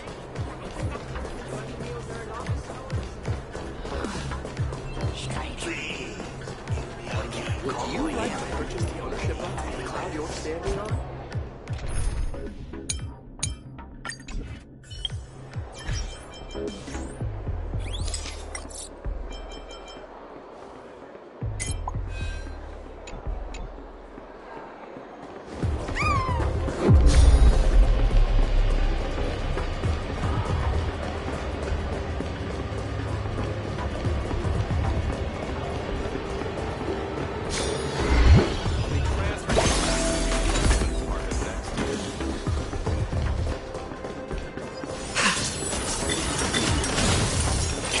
One thing after another.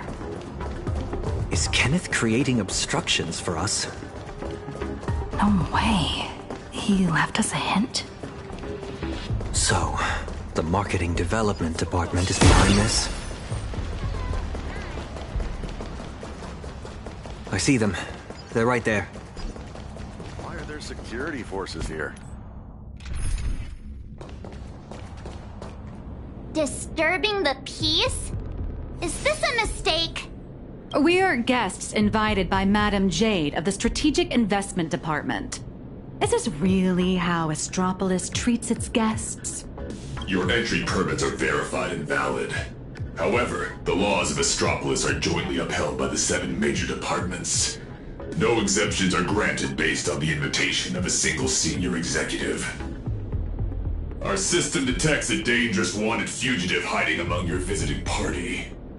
Is this some kind of interastral joke? The Nameless of the Astral Express are heroes who've saved many worlds. This is bad. We need to go, now. Target identified. Sunday, former head of Penacony's Oak family. Currently a high-priority wanted criminal of the family. Charges include severe endangerment of cosmic order and security. Since when does the IPC hunt down wanted criminals for the family? In accordance with the Pan-Galactic Civilization's Judicial Mutual Assistance and Emergency Extradition Treaty, IPC security forces are authorized to subject dangerous fugitives to preventative detention to ensure segmentum stability and fulfill treaty obligations. It appears explaining myself is entirely pointless now.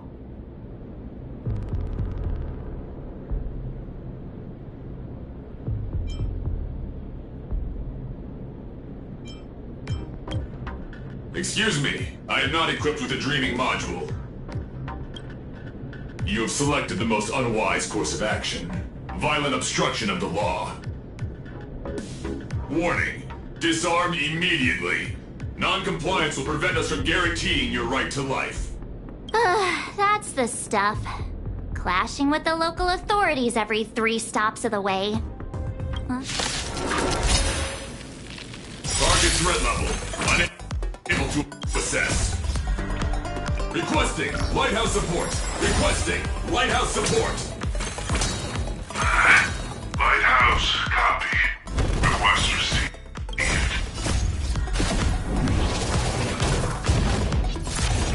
Commencing research. Here, try this. You have my gratitude. Existence is unity.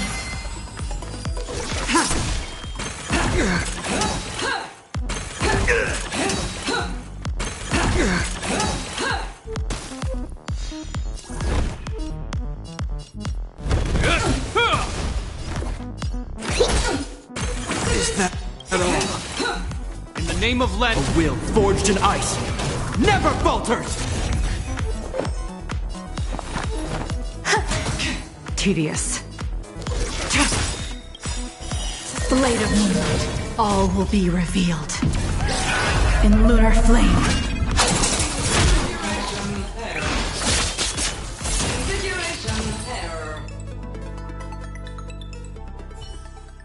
Lighthouse! Execute the arrest directive immediately!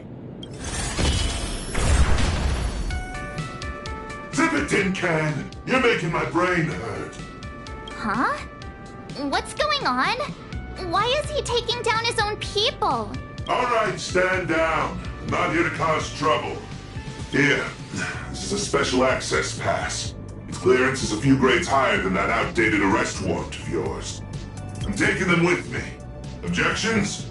Clearance confirmed. Hilarious. Clearance confirmed. One word of objection out of you, I'll be pounding you into scrap and shipping you back to security in a box. Right, you lot. Write your own incident reports. Make it airtight and keep my name out of it. Hear me?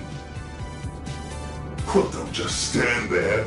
Do you really want to waste eternity dealing with these by-the-book blockheads? Allow me to introduce myself. I am Lighthouse, Astropolis' honorary security officer. I am the light that pierces the darkness, the shield that guards against danger, the one who leaves no place to hide for the scoundrels that threaten IPC assets and the safety of Astropolis' citizens. I am the bane of evil. See that gleaming statue? They built it for me after I single-handedly stopped an out-of-control airship from crashing into Paradise Island 3 years ago, saving well over 100 IPC executives and more than 1,000 foreign dignitaries from our partner worlds. Cool. So, you're basically Astropolis's resident superhero? Superhero. I'm no different from the influencers swarming this city. I can't hold a candle to the nameless of the Astral Express. At the end of the day, I'm just a corporate grunt running errands for the bigwigs. Someone sent me to bail you out. As guests of the Strategic Investment Department, you all have free reign in Astropolis. With the exception of that Palovian young master over there.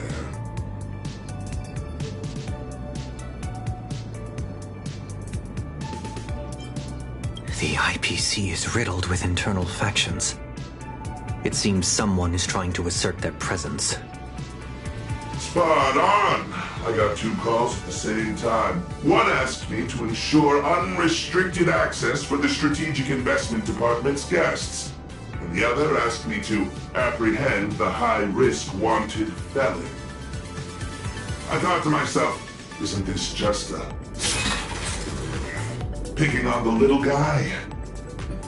Am I supposed to fish the sugar out of their instant coffee too? But hey, that's just how corporate life is. So, tell me, big hero, exactly which 2 heavyweights are duking it out up there? On IPC turf, some questions are better left unasked. Because the real question isn't who done it, but rather, who wants you to know? And I obviously haven't received the directive to tell you. To think my past mistakes would catch up with me right here, right now. You two, I'm very sorry. Imposing my presence here will only burden you. So be it. No need to worry, Mr. Lighthouse. I will leave Astropolis. Immediately. Where could you go at a time like this? I'll return to the Express and warp to low orbit above Plain Arcadia. There I can use the Express as a comms relay. We need first-hand intel from there.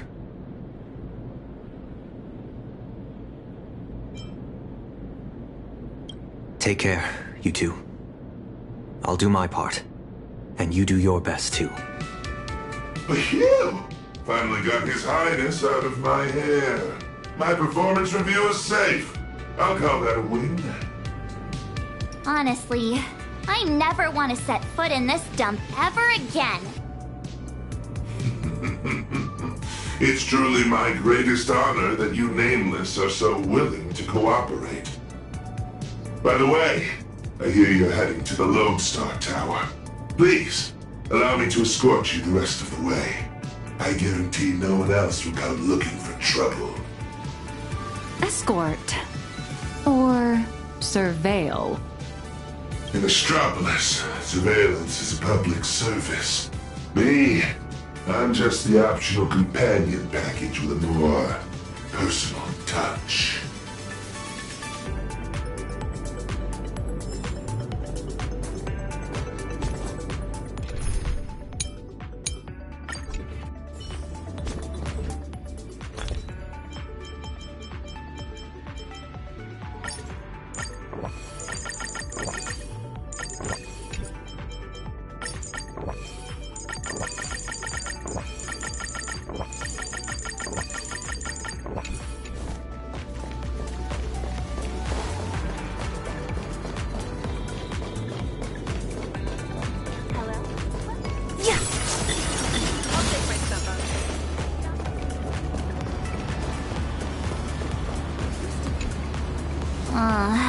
That white tower piercing the clouds.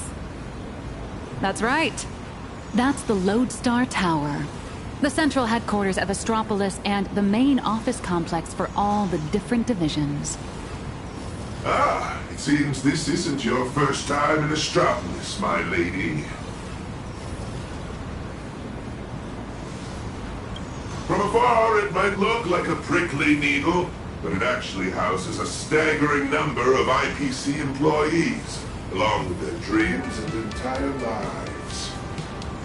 Look all the way up to the top of the tower. See? That floating island is called Cloud Peak. It's home to the richest and most powerful big shots in the IPC. Looking at it now, it doesn't resemble a needle so much as a strand in a spider's web of power.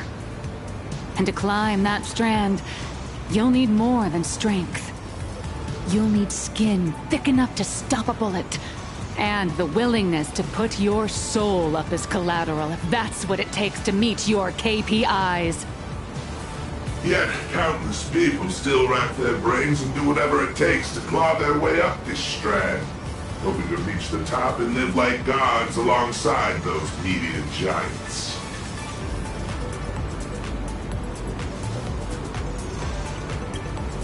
"5 years ago, when I first came to Astropolis, I wondered, one day my statue would stand atop Cloud Peak. How'd that turn out? It ended up in the plaza, over there, becoming the most glaring signpost path to Cloud Peak. Just a daily reminder to everyone passing by. Look, it's the superhero lighthouse! This is as far as he got. Speaking of which, after defeating Iron Tomb, did the IPC give you guys, some kind of special bonus?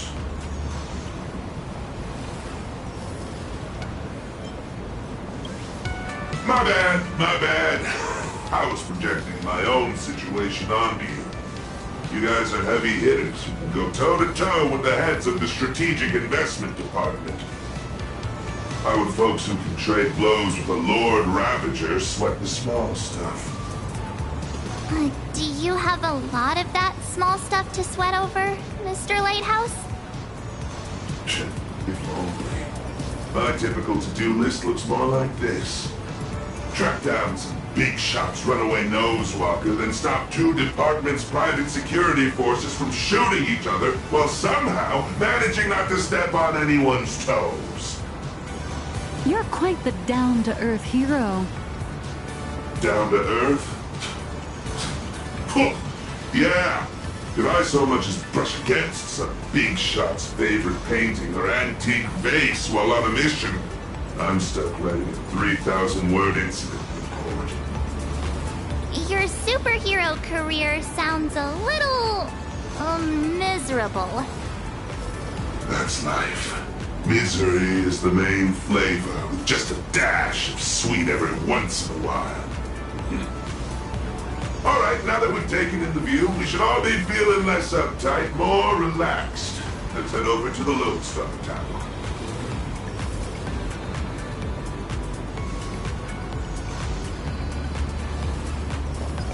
Picture this. There are...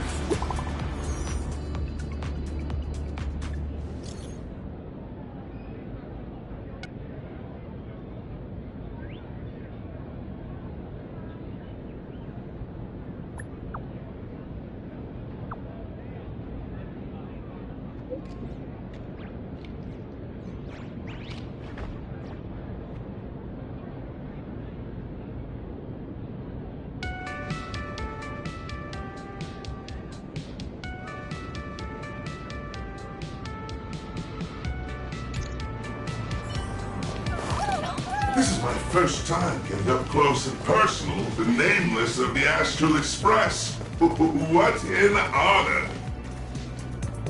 This poster...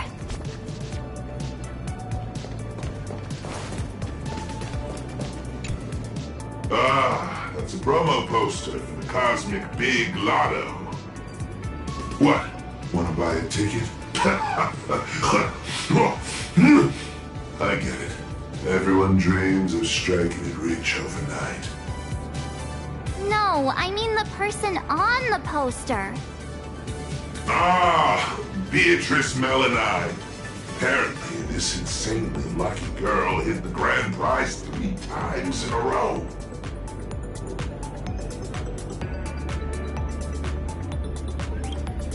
Who knows? I heard the IPC tore their pipelines apart looking for a glitch. Found nothing, and had no choice but to honor the payout. They even signed Beatrice as the spokesperson for the Interastral Big Lotto. Man, if only I had that kind of luck.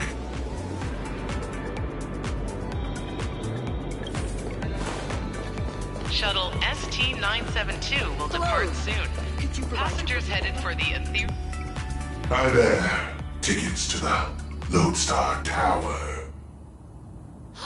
Mr. Lighthouse, are you heading up too? Are you on another important mission? Just a routine patrol. Escorting these friends here while I'm at it. Duty calls. I knew it! With you around, Lodestar Tower is in good hands. Here are your tickets! And thank you again for what you did on that sightseeing boat, for saving my child.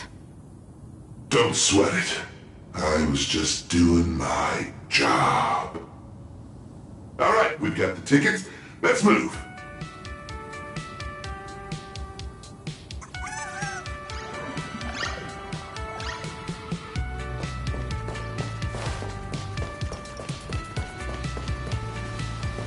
Oh, good thing I caught the last shuttle before the lockdown hit.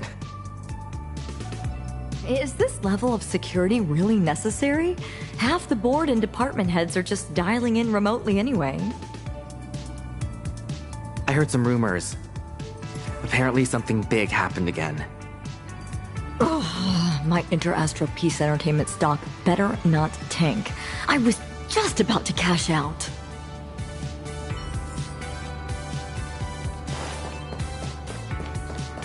I was looking into it, and apparently, back where We Imagine originated, there's an actual Fake-Kind Protection Act to safeguard our rights. Must be nice. Just because we light pause are fast doesn't mean they can keep dumping all these super urgent takeout orders on us. When I make manager, I'm definitely submitting an Imagine Protection Accord to the board. It's here. Let's go, guys. What sets you apart in your profession?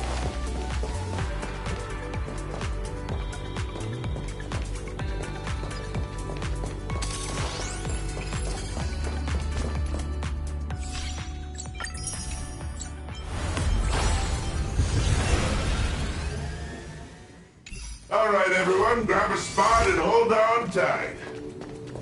This little hover saucer is gonna coast along the tow track for a bit before taking us into the Lodestar Tower. Skylight's open. Nice view, eh? Even the most spectacular views get old when you have to stare at them every single day.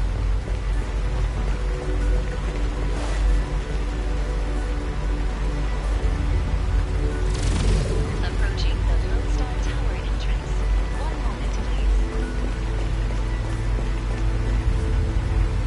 Authentication complete. Lodestar Tower.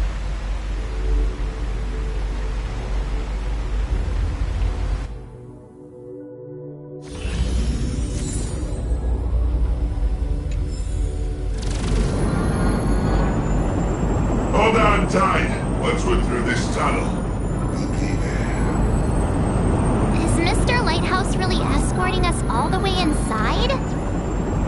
sorry, but I'm the one with the special clearance. I've got to deliver you VIPs safely to your destination. My mission isn't complete until then.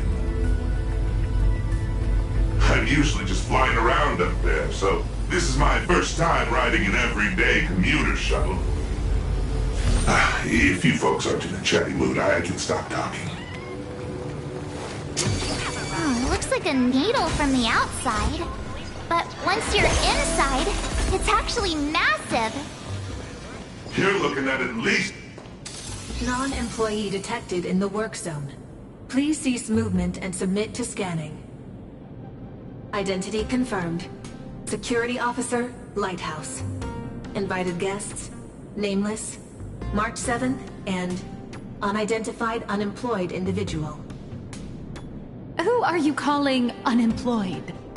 I'm an independent comic artist currently dodging deadlines. Suspicious target. Requesting security forces. Again? Is there seriously no end to the IPC's red tape? Special access permit. Authorization code 54266. Authorization. Confirmed. Welcome to Lodestar Tower. Please abide by the IPC Code of Conduct. Alright, my mission ends here. What was it you guys were planning to do next? Madam Jade said she set up an office for us.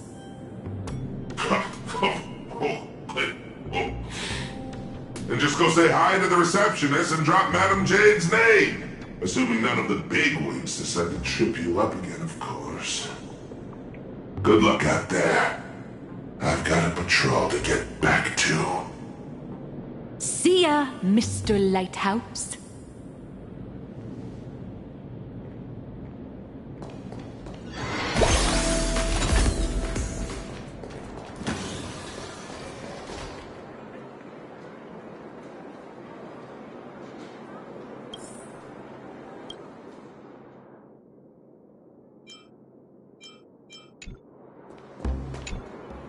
For malfunction reports, please proceed to Zone D. For visitor pre-registration, please submit the online form and expect a processing time of at least 3 business days. For lost items, please contact security at extension 114. Hi there. We're guests of Madam Jade from the Strategic Investment Department. She said an office was reserved for us. Understood. One moment, please. Guests of Madam Jade. Ah, here it is. Zone G892, temporary office. Access code... According to the system, access to that office was temporarily locked by the Marketing Development Department for emergency debugging just moments ago. Lifting the lock requires authorization from a department head or higher. I'm afraid coordinating this might take some time.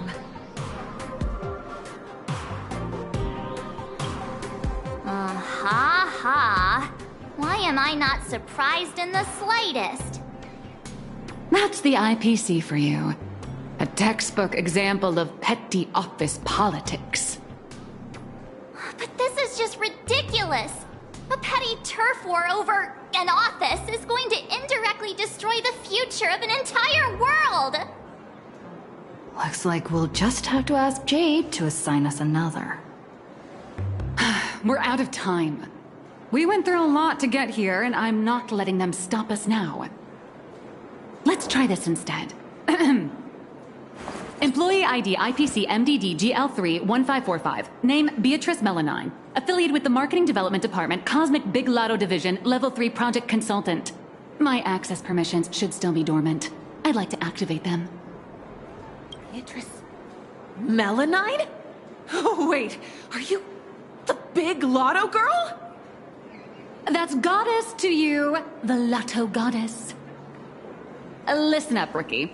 Citing Article 7 of the Emergency Internal Resource Allocation Regulations, during periods of cross-departmental collaboration, employees of Level 3 or higher from the originating department may apply to elevate their temporary venue coordination priority to the maximum. Now, type it in and give it another try. Clause verified. Temporary system authorization granted. Force unlocking access to Office B703. Please wait. All set. Here is your temporary access pass, valid for 24 system hours. Welcome back, Miss Melanine? 24 system hours, whew, more than enough. What are you all standing around for? Let's go. What just happened? Are you really Beatrice Melanine? No, it's just one of the many gigs I've worked. Hardly worth mentioning. But... I know you have a lot of questions, but the hallway isn't exactly the best place to chat, is it? B703, right? Back at my old stomping ground. This elevator's taking forever! How many floors does this place even have? The Lodestar Tower tops out at 6,622 floors. I'll never understand why they built it so ridiculously high. B703! This should be it! Oh, come... Finally, a place to catch our breath. So, you two, should we kick things off with a pre-battle briefing? Or would you rather get those burning questions off your chests? Before we begin, I have a question. From the day we met, your identity has changed constantly. President of Robocom, an employee at Perlux, a deadline-dodging comic artist, and now you're the IPC's lotto goddess? So, Miss Nihilux, who are you really? Before I answer that, I need to ask you two one thing. You're willing to trust me, right? You seem like a good person, I guess.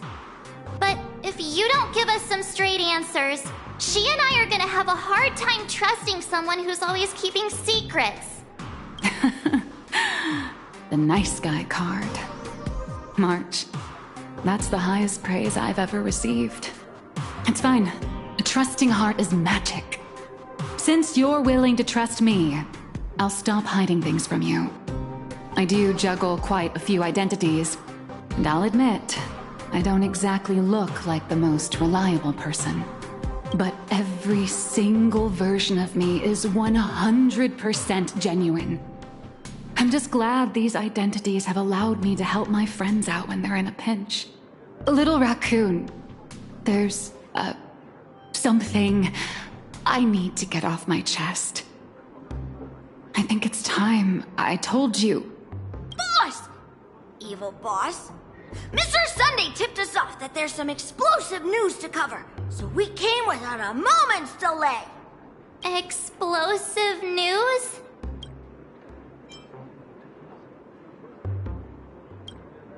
Sunday and I have an idea on how to get an audience with Arita.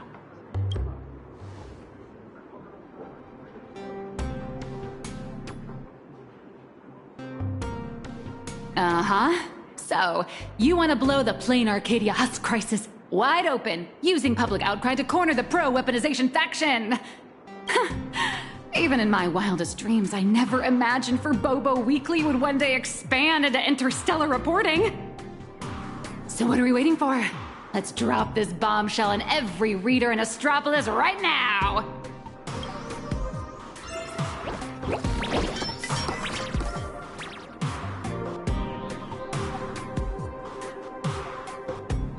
This is the exclusive of all exclusives! The bombshell of all bombshells! Beep boop! Are we really gonna publish something like, IPC higher-ups want to turn a planet into a weapon? What if Furbos gets stuffed into a courier box tomorrow and tossed into a black hole?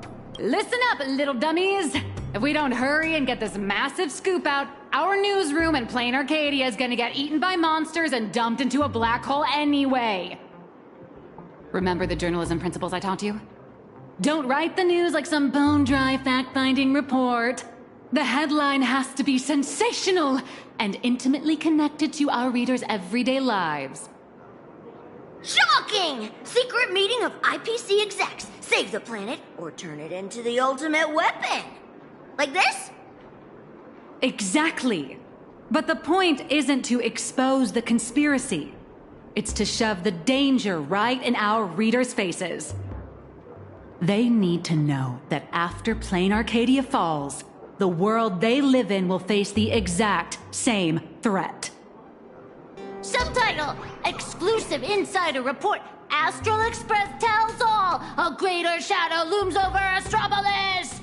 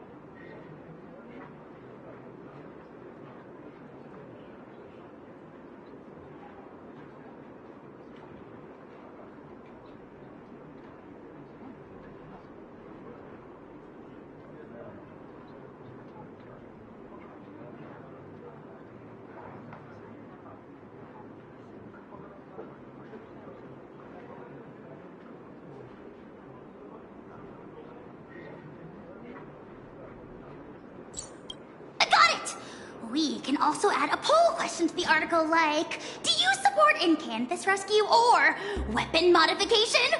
Maximum interactivity! Nice. Aside from our little Furbo's over-the-top clickbaity articles, we'll also need you to step in front of the camera for a few shots to boost the story's credibility. We'll aim to infect every social and news platform in Astropolis in record time with this news, just like the anti-organic equation did. Leave it to us Furbos for the freedom of press and to keep our home from turning into a giant firecracker.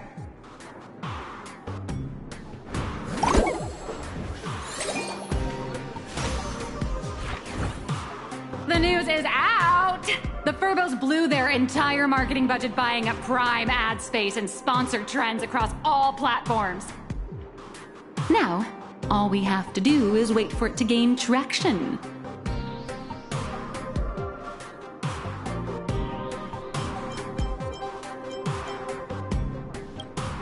We only have 3 system hours left.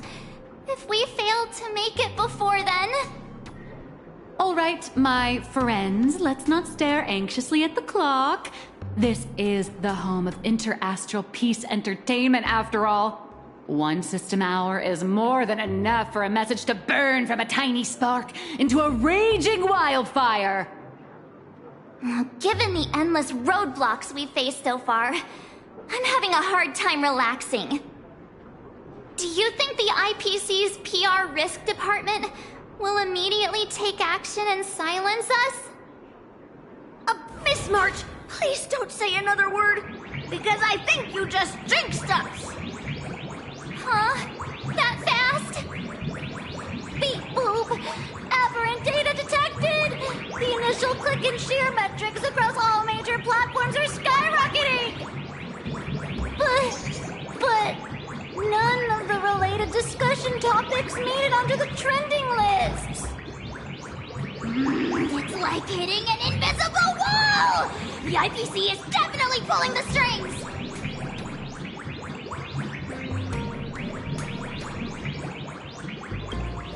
What? Giving into despair already? Did you forget? Astropolis is home to more than just IPC employees, and not every employee is a puppet dancing on the IPC strings. Algorithms and push notifications are crucial, sure, but when everybody's safety and the safety of the entire universe is at stake, it's not just the algorithms alone that determine how the news spreads. At the end of the day, the ultimate medium through which information spreads is still people. Terrified whispers, burning curiosity, the desire for the truth. These will all run rampant in break rooms, cafeterias, and on commuter trains, all through the oldest and most effective method there is, word of mouth.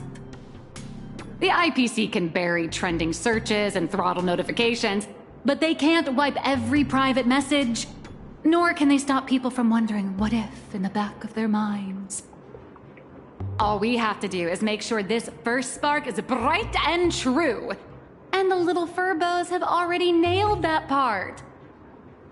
So, what do we do next? That is a question the IPC itself must answer. The fire has been lit. Putting it out is their problem. I guess the most dignified and foolproof approach would be to come straight to the source of the information and propose a partnership.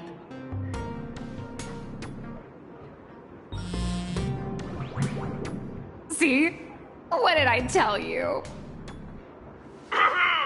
Esteemed trailblazer, Miss March 7.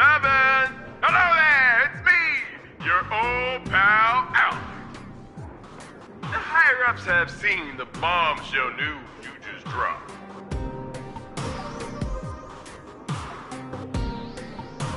Well, they're taking it seriously, of course.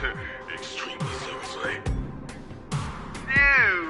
They've decided to set up a special last-minute interview session just for you at the Panorama Hall inside Lodestar Tower. They want to hear all about the situation in Arcadia firsthand, along with your demands.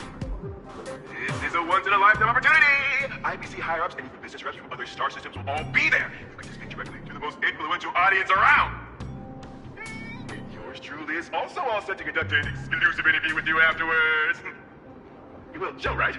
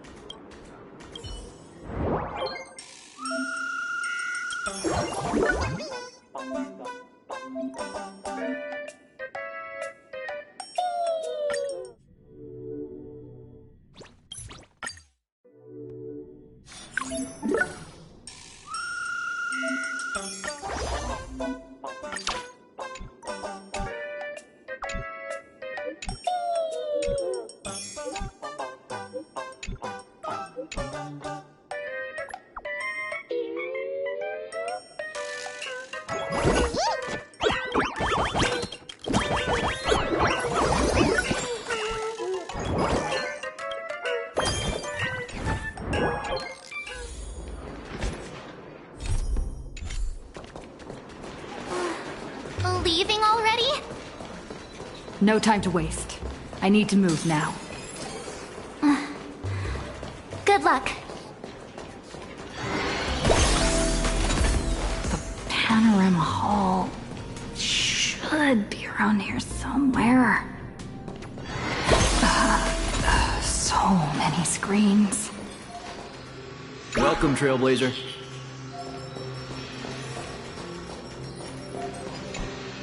Pleasure to make your acquaintance. I'm Yannick, assistant to the International Peace Corporation's Board of Directors, and one of the hosts of the Pan-Cosmic Trade Summit. The news you posted on your personal media account has caused a massive uproar across all of Astropolis. I've been commissioned by the board to arrange a special discussion panel. I'd like to invite you to speak your mind without reserve.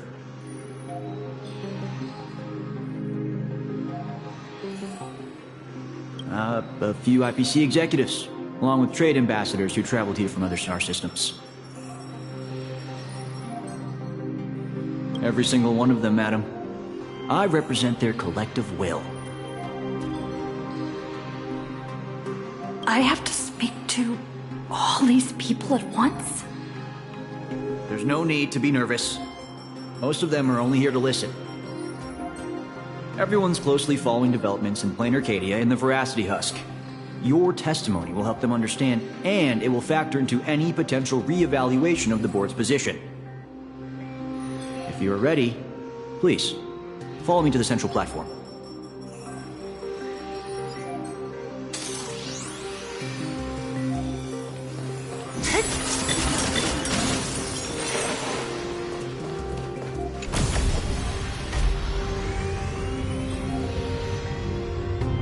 Please try to capture people's attention and make the most of it.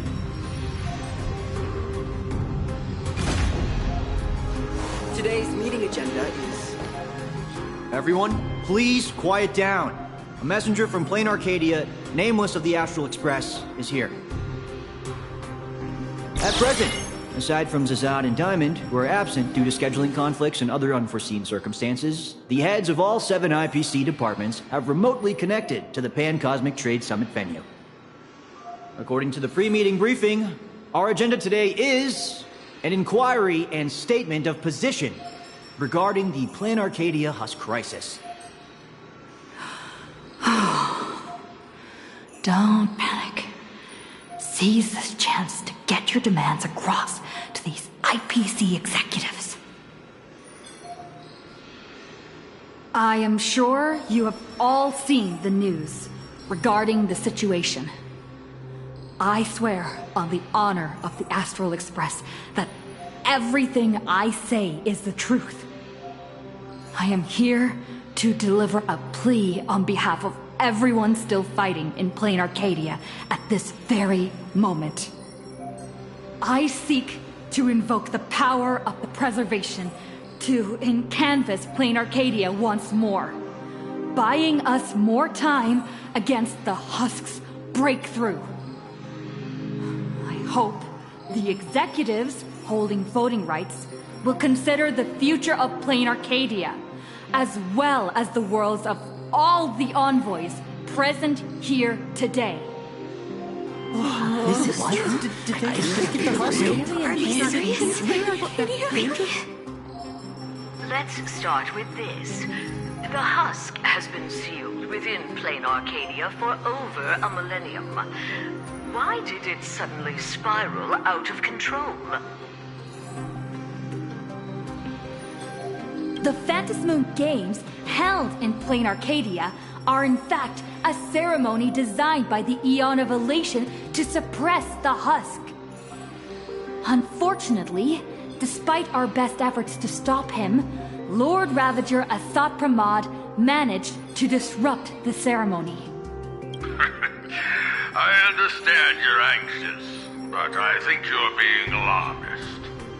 You're telling me that in 12 hours, the Constellation Star Zone, where plain Arcadia is located, will be wiped out? Do you have any proof to back up your claim?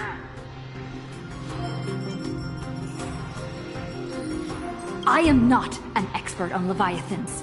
My conclusion is based on the calculations of Madame Pearl from the Strategic Investment Department. As the administrator of plain Arcadia, her conclusion should be reliable. Unfortunately, neither of you are experts. Let me be clear. The veracity has been dead for a very, very long time. By your own account, plain Arcadia is nothing more than one fragment of its corpse. The Technology Department's assessment has concluded that the IPC's cutting-edge technology is more than capable of controlling the activities of these eonic remains. Perhaps even turning them into our most powerful weapon. As for the people there, they're collateral damage. You can't do business without taking any loss.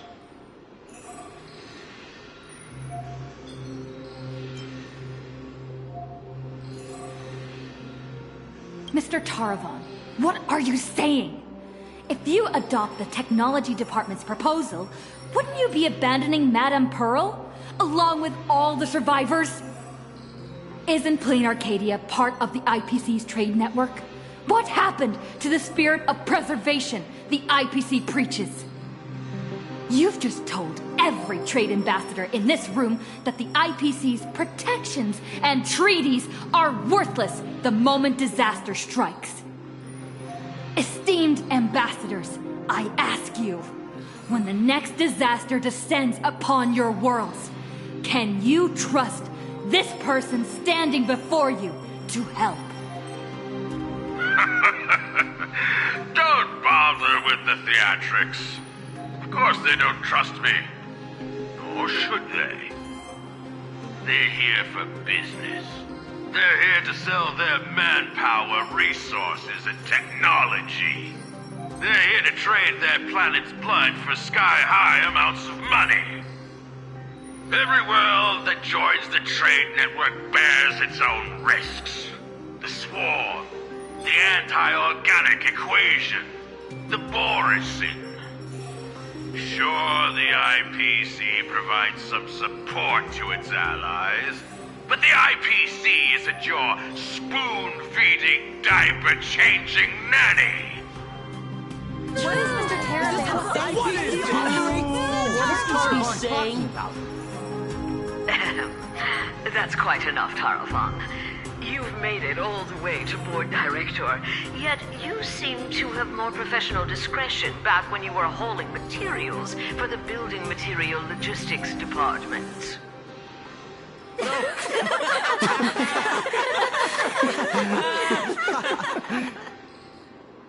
Feeling amused? Oh, you lot are pathetic. Weaponizing the husk is the most effective, technologically sound solution to the crisis right now, bar none. Representative of the Astral Express, you should be well aware that the Strategic Investment Department's proposal has one fatal flaw. And canvassing plain Arcadia merely hits the pause button on the crisis. It doesn't end it. When the seal completely fails, not even shattering all 10 cornerstones would buy the 10 Stonehearts a single second of breathing room. How do the Strategic Investment Department and the Express plan to respond when that happens?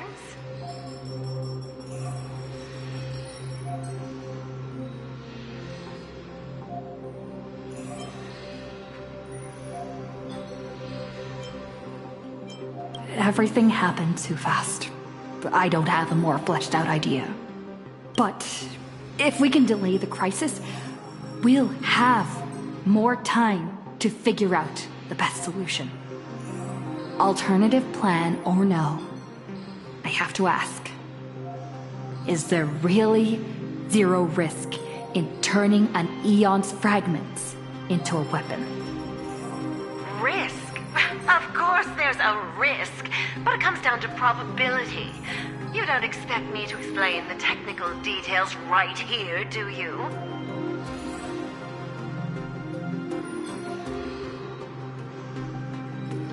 Yes, it comes down to probability. You may think that a chance buried several decimal places deep is effectively zero. But have you ever faced an enemy that can truly manipulate probability? I have.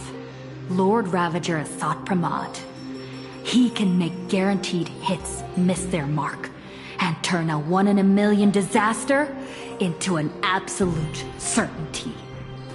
You think the risks are under control, but against him, or another higher being like him, that's nothing but an ignorant delusion.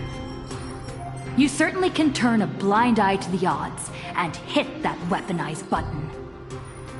But when that probability turns around and devours you, will you be ready for it?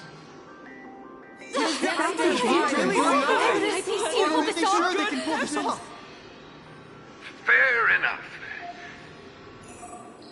I've heard all I need to know regarding the Plain Arcadia issue. So it's now the position is canvassing the Plain Arcadia.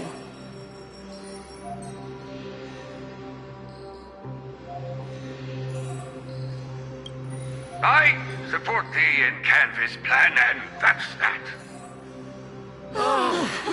Finally have an answer. Goodness. Too bad Zazad and Diamond didn't show up. That was exhilarating. I'm guessing they already knew how this discussion was going to end.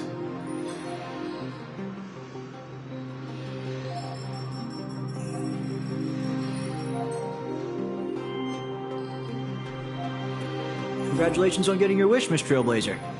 The discussion was quite lengthy. Let's take a break.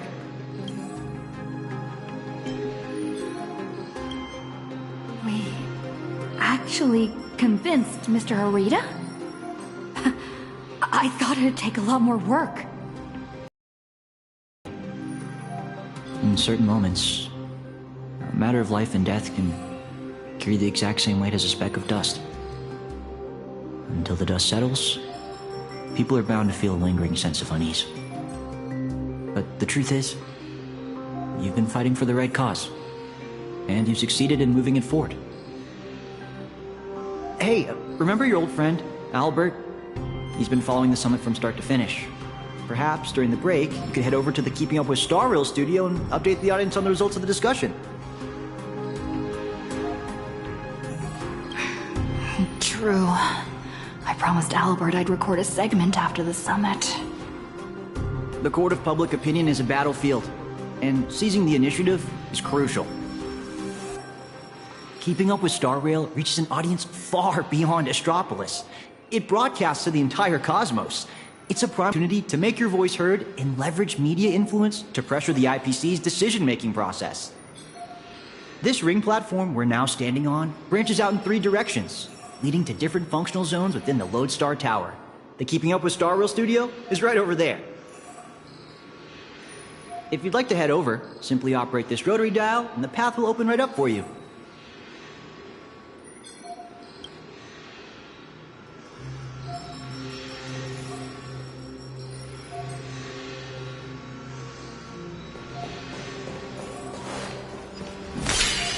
I need to be careful about the optics because of Pearl.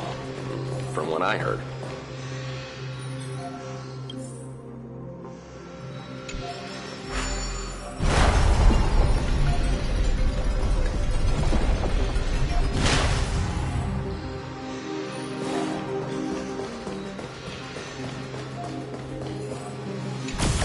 Before I head out, I should tell March and the others the good news.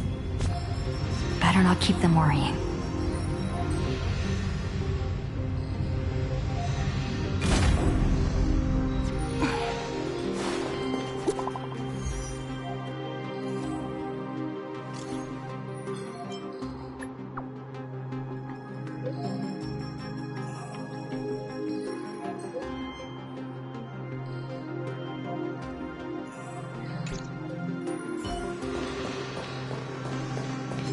Finally, I can take a breather. Next up, Albert's interview. Here we are, the studio. Seems like there's nobody around. Are you the Trailblazer? Hi! Looks like the summit talks have wrapped up. Here for the Keeping Up with Star Rail interview? Oh, right. The host should be here soon. Tell you what, why don't you take a seat in the studio before the interview starts? See that control panel over there? Just give it a press, and the studio will automatically rise up.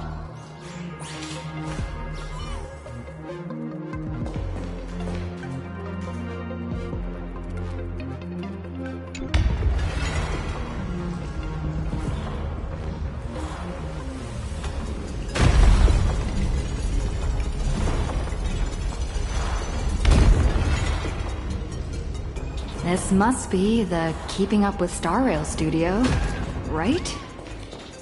Just how many show studios do they have in this place?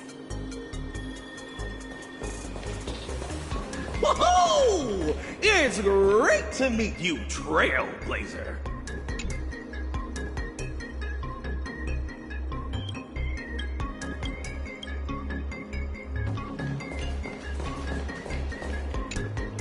Albert isn't coming? Well, since you broke that massive scoop, he's got a ton of big shots to interview. Tight schedule, heavy workload. You understand, right? Right?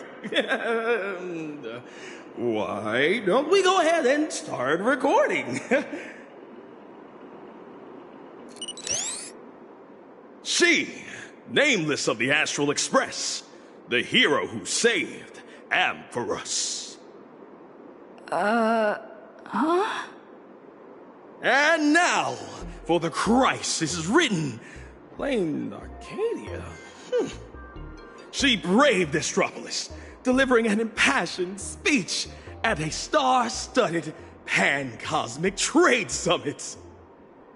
How will her voice influence the direction of this summit?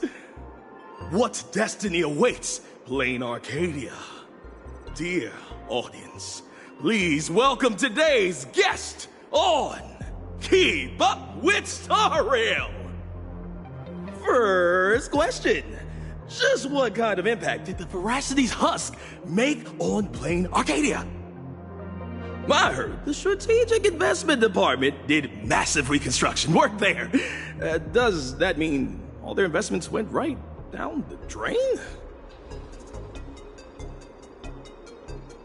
You make a great point. Whatever's going on over there, at least one thing's clear. Retirement-related investments have definitely gone down the drain. Why do you ask? Well, an apocalypse obviously tanks everyone's life expectancy, so healthcare brands have absolutely no future.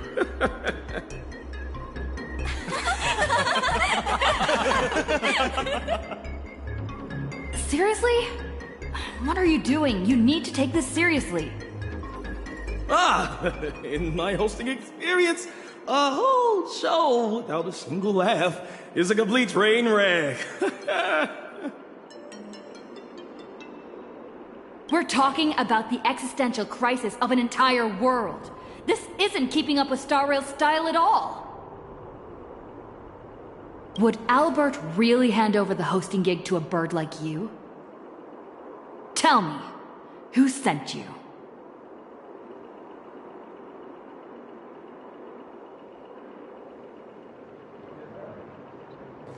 Miss Nihilux! Good news! She just sent us a message! Old Mr. Arita has been won over! He's going to vote for Canvas! Isn't this all a little too easy? Was that a bad thing? Oh, come on, don't be like me. I really don't want to play the Jinx anymore. All right then, March. Congratulations! Verbos! You scared this Verbo half to death. Evil boss, don't just start screaming! My little Dumbos! Get online right now and pull the search volume for the keywords Summit, Astral Express, and Plain Arcadia. Huh? What for? In my experience working at the IPC, you can never be too careful. They invited Little Raccoon to present her case at the summit. Even if they don't publicly announce the voting results, they can't stop curious outsiders from driving up the search volume for related info. Beep boop! These keywords are showing absolutely zero search fluctuations! The search volume is so low it's sad. Oh, I've got a bad feeling about this. Right, let me check the scheduled meetings for today. Look at this! Today's reservation record for the Panorama Hall says, closed all day for internal equipment maintenance. What do you mean, closed all day? Isn't she supposed to have an interview there? I see.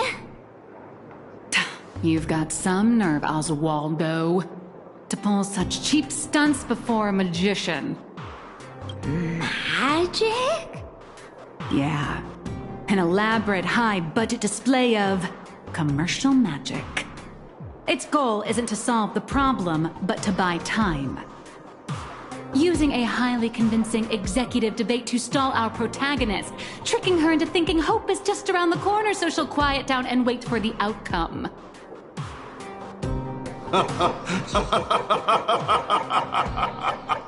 Brilliant! Absolutely brilliant! I was starting to think this little performance would drag on boringly until the end of the world. You old creep. You knew? Watching smart people walk step by step into a huge glaring trap is way more fun than pure destruction. So, how much time do you have left to write a slightly less embarrassing ending for this farce? An hour? Or only the relentless countdown to detonation? I need to message her right away. Miss Nihilux, where are you going? I'm coming with you. No, March, you stay put. The marketing development department might be keeping a close eye on anyone going in or out of this room right now.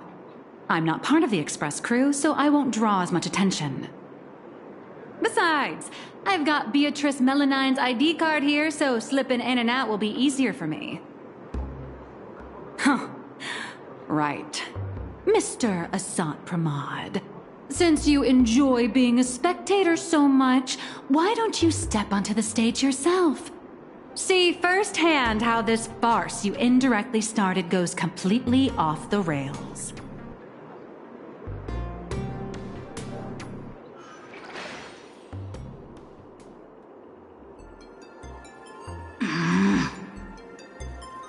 You don't look so good all of a sudden. Are you hired? You all teamed up to play me like a fool. Uh-oh! Mission's a bust! I've gotta stall her for as long as I can. or I'll end up like Mr. Albert.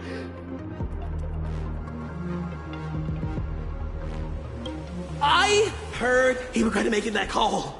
He wanted to contact you.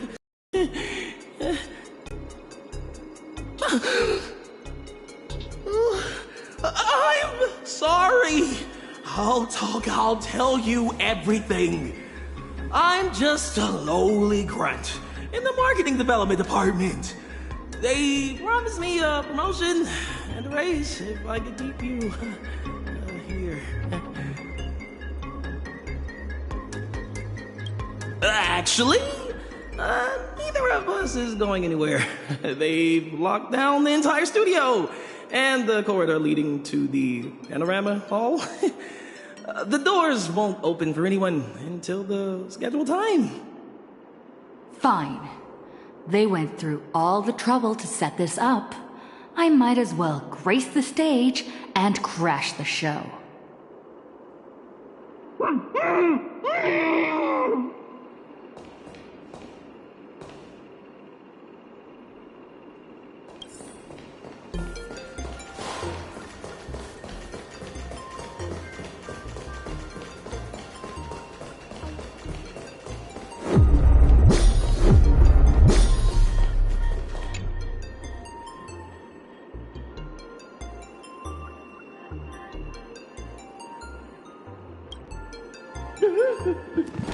Don't come any closer. I don't want you to see me like this. I'm so sorry. I knew they were just using me to gain your trust, but I still made that go. I'm a spineless chicken. They locked the doors. Do you know another way out of here? Truly knows the way. There's an express lane for clocking out right in the corner of the studio. Found it. I'll give it 2 passcodes. Punch them in, follow the path, and you'll be able to bypass the lockdown and come right behind the panorama hall. Hurry up and go. Don't worry about me. I can break out of this cage on my own. Take care of yourself.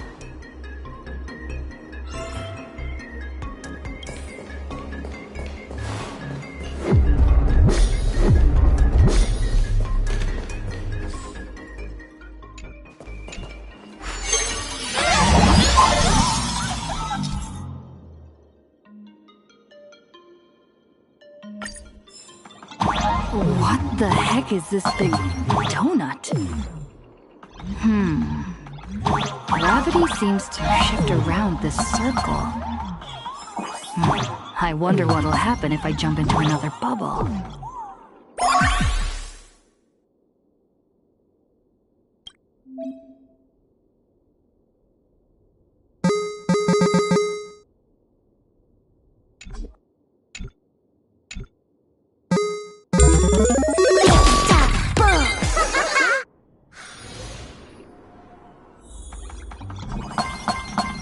Is this the hall from earlier?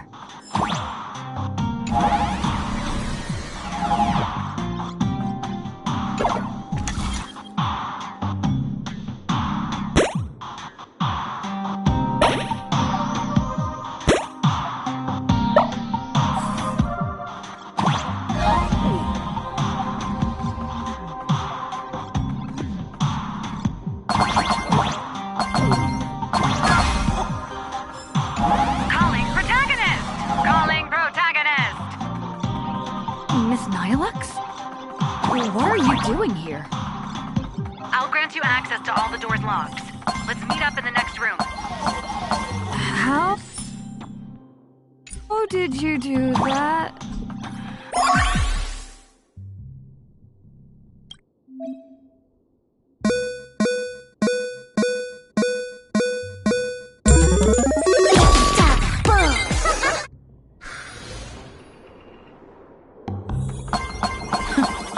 The IPC security is a joke.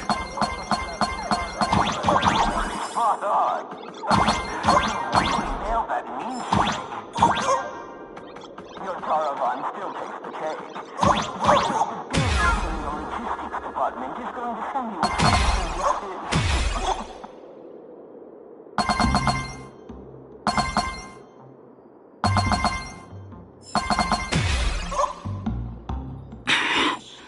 A cheap but effective trick.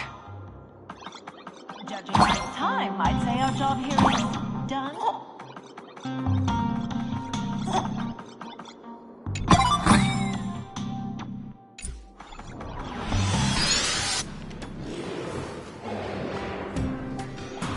What is this place? Holy eons! Who the heck let her out? Weren't we supposed to stall her for at least one system hour? What happened to the door locks? Let me check the access logs. The locks were overridden. Who did this? That'd be me. I did it. Someone gifted me a tiny data slice. Said it'd take care of a lot of headaches. Stellaron Hunter Tech. Pretty impressive, huh? Are you a Stellaron hunter? Oh, no. I'm your colleague, Beatrice Melanine. Haven't you heard of me? Melanine? Isn't that name from almost 50 years ago? Enough chit-chat! Call security, now! Are we going up against a nameless? Aren't they partners with the Strategic Investment Department? Quit yapping! You have one job. Follow orders and open fire!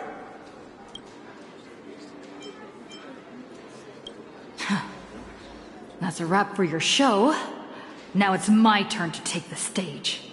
Hold your horses, protagonist. It's not your time to shine just yet. These small fries aren't worth time. Let someone with a big appetite gobble them up. What the heck is that?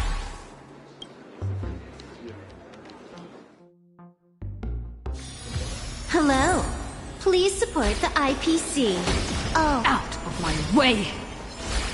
Get lost! Help! The Nameless has gone crazy! Slack off once in a while. It's good for your health.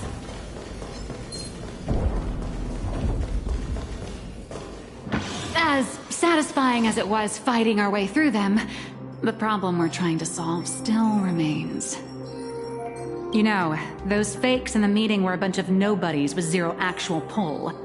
Oswaldo, the mastermind behind this whole farce, is still hiding comfortably behind the scenes with no intention of showing his face. Those other high and mighty executives keep stalling us endlessly.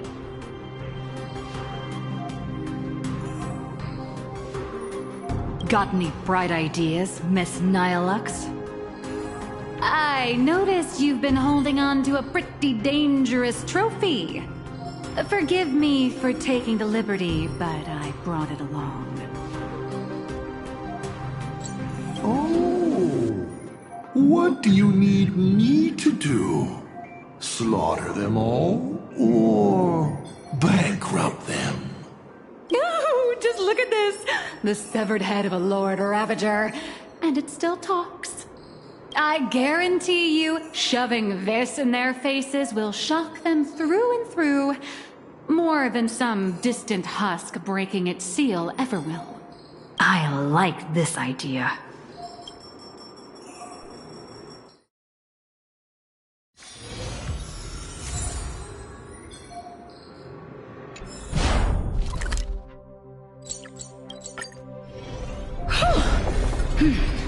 The executives all logged off early, huh?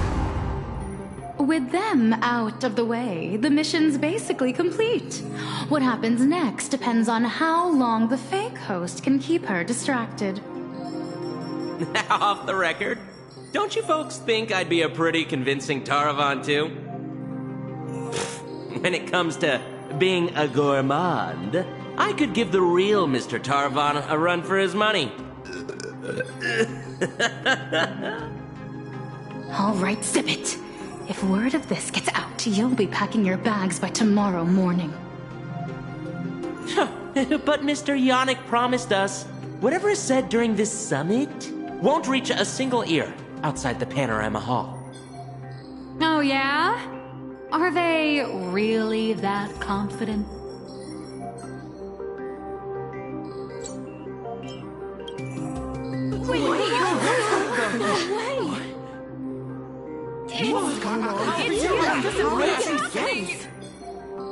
Yannick, you sneaky little bard's turd. Point every single camera at me right now. I know you have the clearance. I want my face broadcasted to every single screen in Astropolis.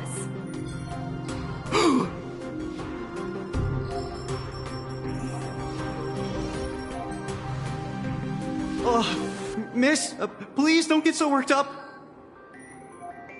I tried to present my case calmly and peacefully, but all I got in return was mockery and humiliation.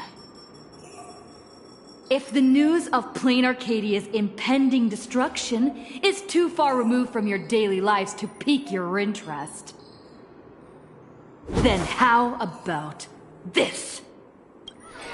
The severed head of a Lord Ravager. Every time it rolls, it brings incalculable variables and trials to an entire world. Care to test your luck? Will disaster befall you? Or every single one of you? Oh, I've heard the crew of the Astral Express are all honorable, righteous, nameless. You wouldn't do such a thing. Would you? Even if you do resort to violence, Astropolis has its own superhero.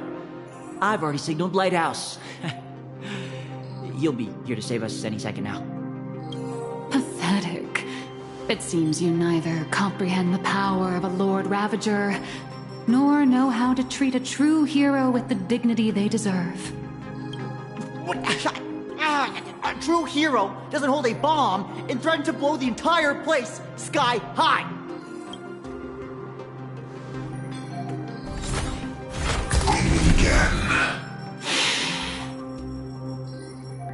It's a real shame.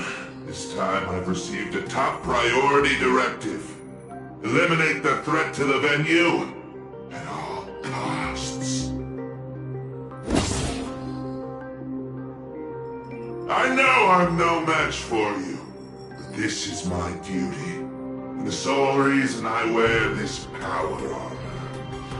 I have to maintain the peace in Astropolis, because I am the honorary security officer! Light!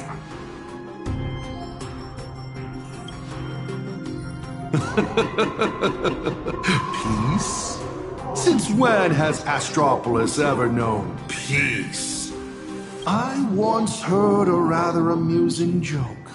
The preservation is nothing but a facade. Kapoth fell from grace ages ago, and the IPC is actually a faction of the Veracity. But seeing it for myself today, it turns out it wasn't such a joke after all. There is a Leviathan of the Veracity slumbering right beneath Astropolis, too. What kind of nonsense is that thing spouting? Okay, it's okay. Don't panic. It is impossible for a Lord Ravager to breach Astropolis.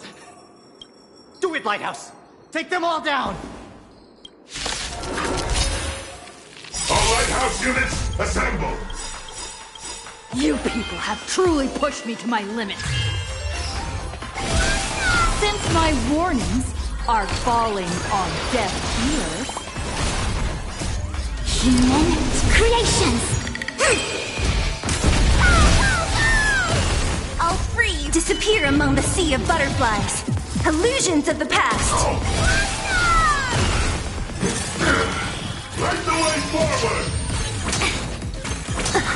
The game is on. Feeling spiffy?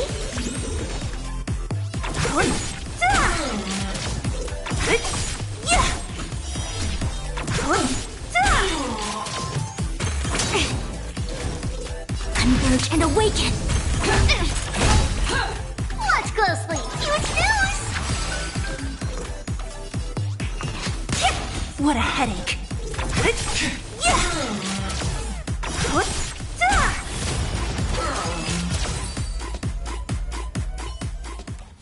Are you ready to face the risks?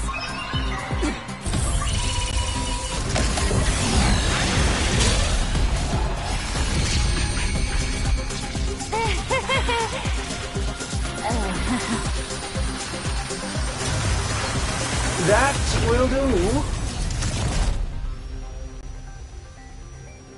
Huh?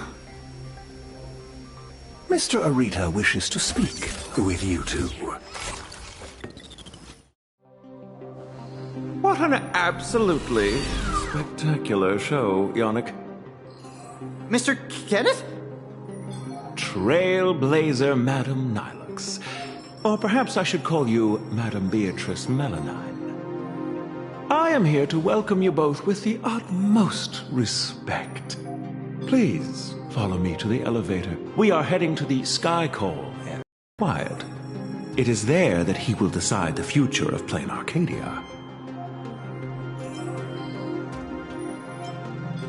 I completely understand your anger and distrust. Were our positions reversed, my reaction would likely be far more explosive. Everyone involved in this charade will face the severest of punishments, I assure you. Please allow me to solemnly clarify.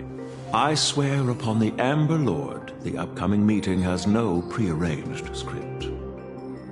Father is already aware of the commotion here, and wishes to meet with you both. So we really did have to tear down the stage and blow the roof off just to get the boss's attention. Lead the way, Mr. Butler. Please follow me.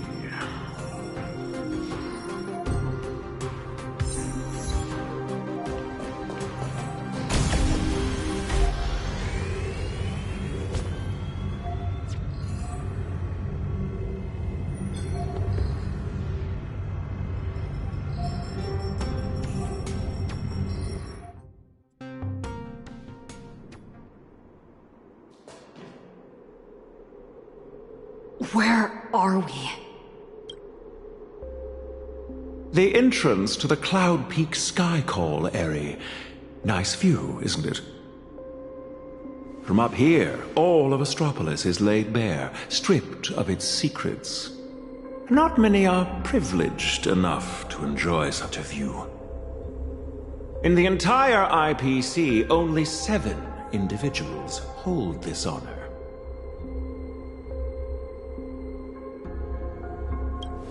Sure is a long way from the ground.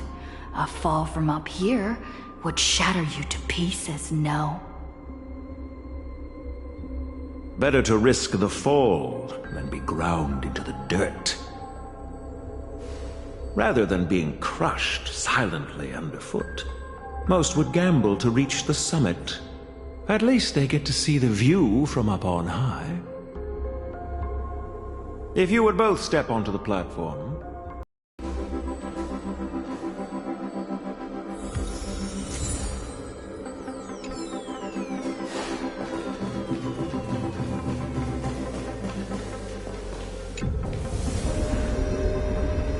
Did I just get sucked into the sky?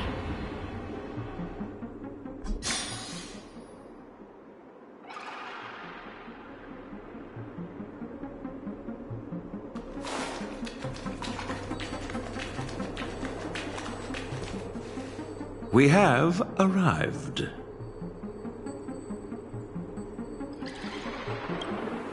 Father, I have brought them. Let them approach. You are dismissed. Children need not be present for what comes next.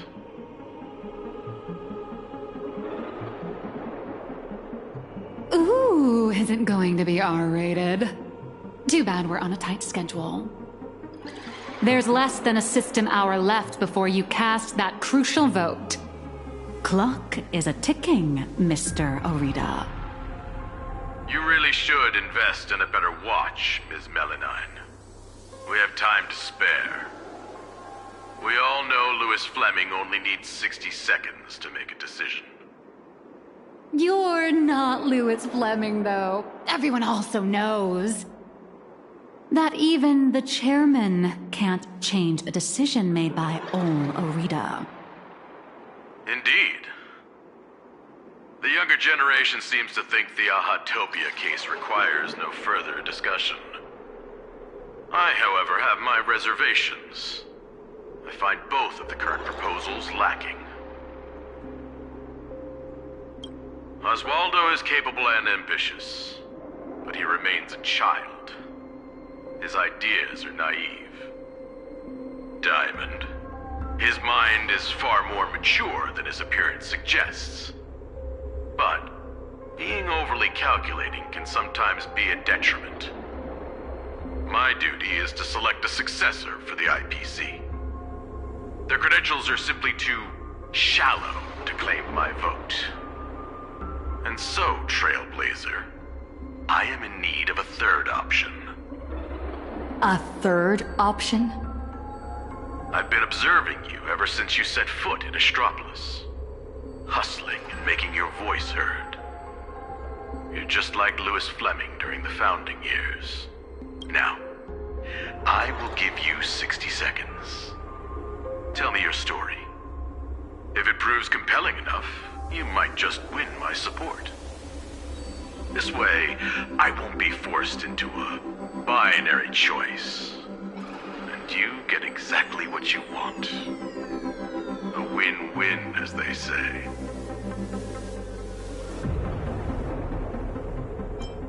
I don't care about the IPC's twisted logic. I need your vote. Listen closely. I'm not here to tell stories.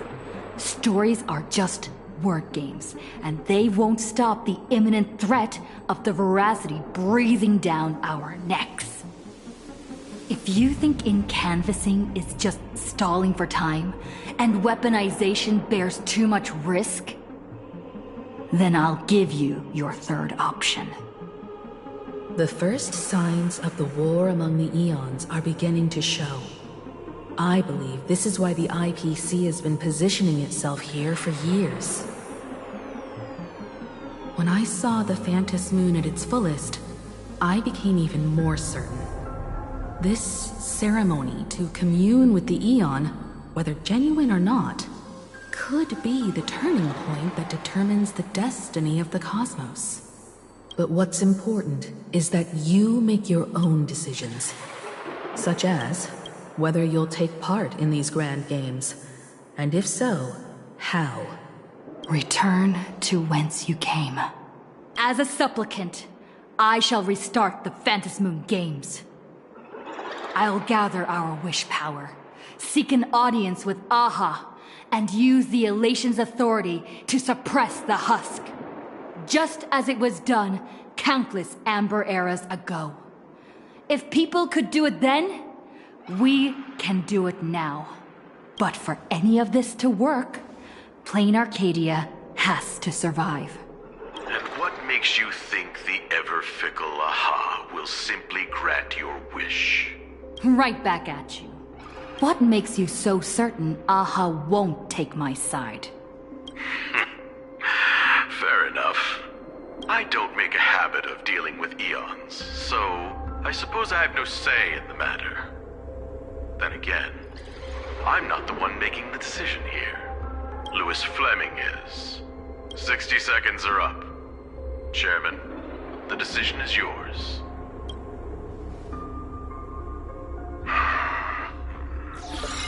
How many Amber eras has it been?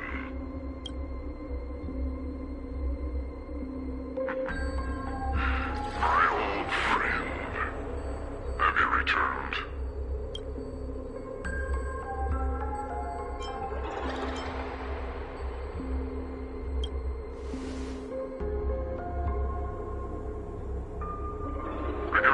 the identity you wear now.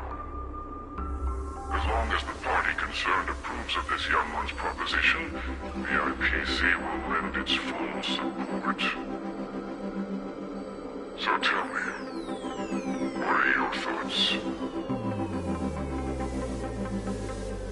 Do you really need to ask? When have I ever opposed any of Akivilli's ideas?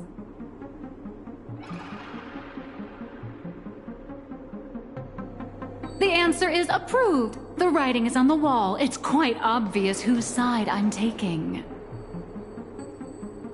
In that case, as always, I wish you both the best of luck. Maria. Yes, sir. By the sacred authority bestowed upon us by the Amber Lord, the Traditional Project Department has reached a decision. We cast our vote for the Astral Express, and canvas Plane Arcadia and restart the Phantom Moon Games. Thus, it is settled. The will of preservation shall be made manifest. Ahatopia will be preserved.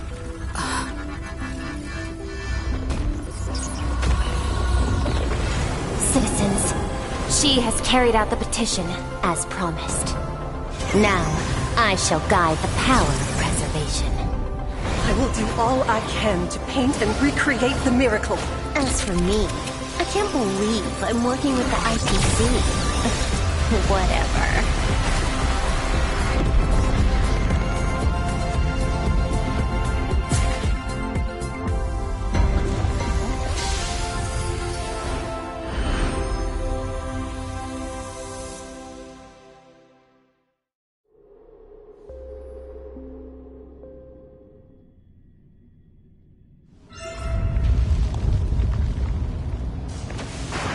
Miss Himiko!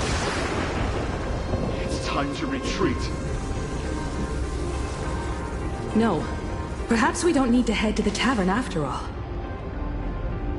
The series of tremors have now subsided. The tentacles surging from the fissures have vanished too.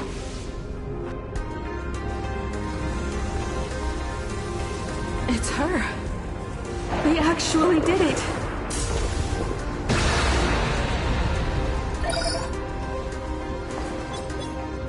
I am delighted to deliver the good news. The reenactment of the World and Canvas ritual was a success. Plane Arcadia has survived its most critical hour.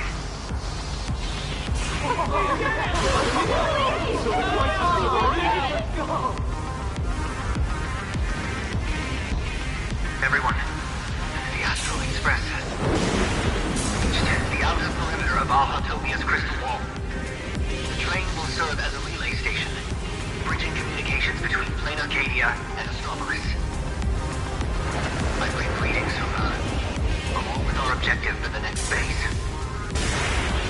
Make your preparations. The final Phantom Moon Games are about to begin.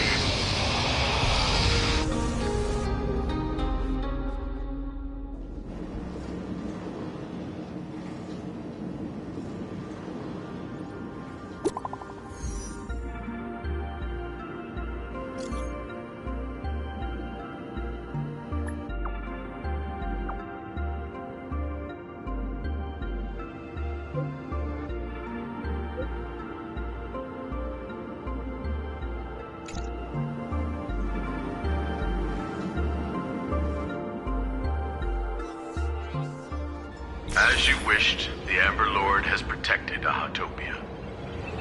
I'm sure you two have private matters to discuss, so I won't intrude. But before I take my leave, the IPC has one final request. Please leave that die to us. The Lord Ravager's head is far too dangerous. It needs to be properly contained.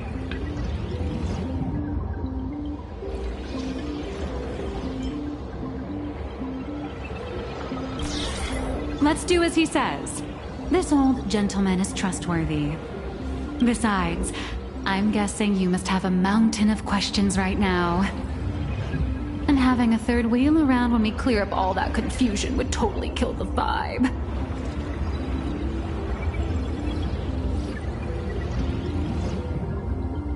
Miss Trailblazer is gone. Will everything she claimed actually come to pass? She will do it. She has to. Oh. Why is the air in this room suddenly thick with conspiracy? Could it be that someone struck a little side deal under the table? Times change. The IPC may no longer be the support team of old, but we won't abide the slander of a pawn of destruction.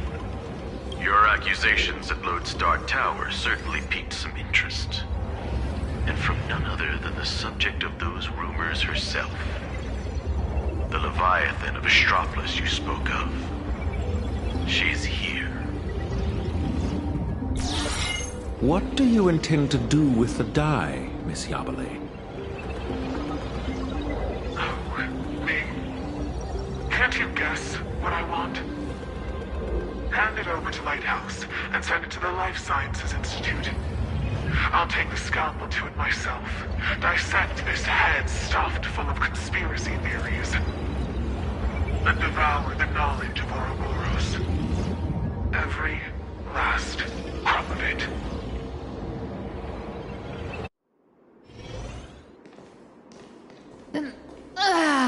Finally a breather from this monumental crisis. I can now rest. I'd love to say that, but you're not going to let me off the hook, are you?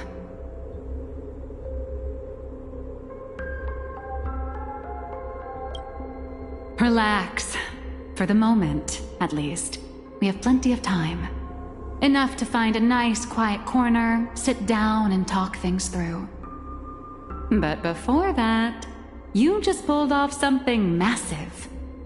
I'm sure you have countless messages from people waiting to congratulate you. You should probably answer your phone first.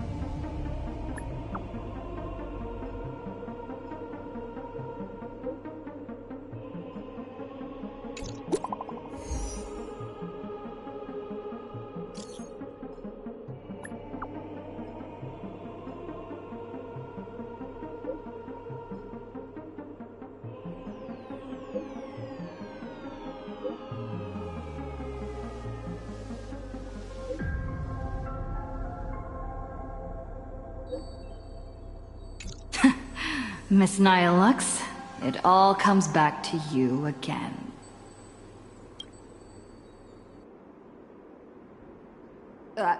Where'd she go? Darn it! I slipped up! Did she make a run for it?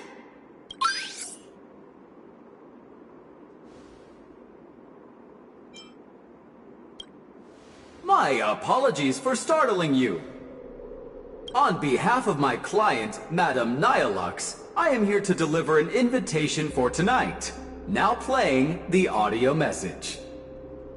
Hi, little raccoon. I'm really sorry. Every time I try to bring up my true identity with you, some unexpected little hiccup gets in the way. Maybe this is just my lot in life. Watching you happily catch up on your messages, I figured I shouldn't interrupt your victory lap. But the questions burning in your mind deserve a proper, earnest answer. So, I made a reservation at the Upside Down restaurant. The view is nice, and the desserts aren't half bad. Some stories are best told slowly, over clinking glasses, once the dust has finally settled. I'll be waiting there, ready to tell you everything, holding absolutely nothing back. Make sure to be there on time. Sheesh. Way to leave me hanging.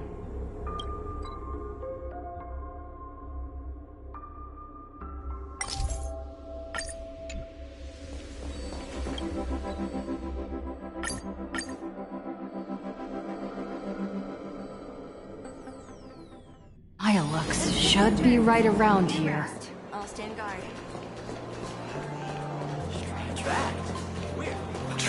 Child prodigy. Inspiring.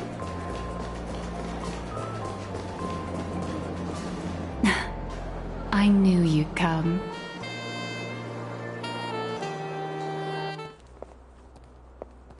So, what did you have to say? I didn't mean to keep this from you. But the comic artist thing is just a cover. When it comes to my true identity...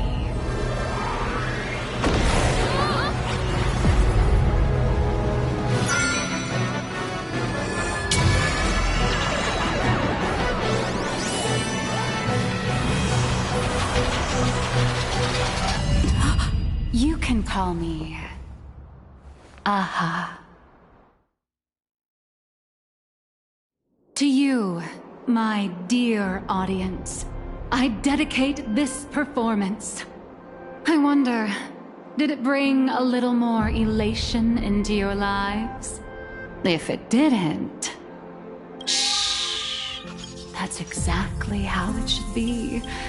Because the grandest act of the play is only just beginning. It's a past I can barely stand to look back on. A wrong turn I took when I was young and foolish.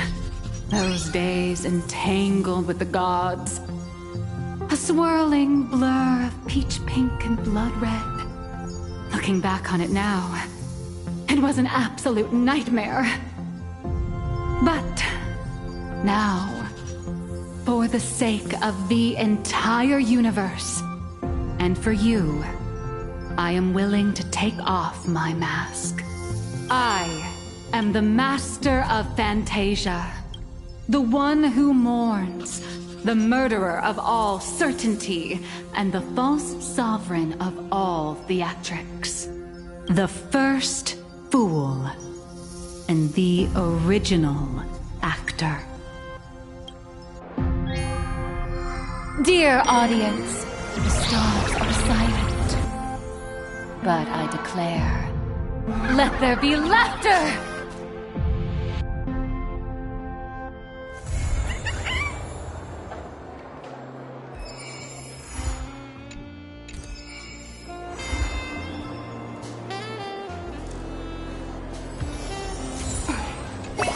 Wanna spar?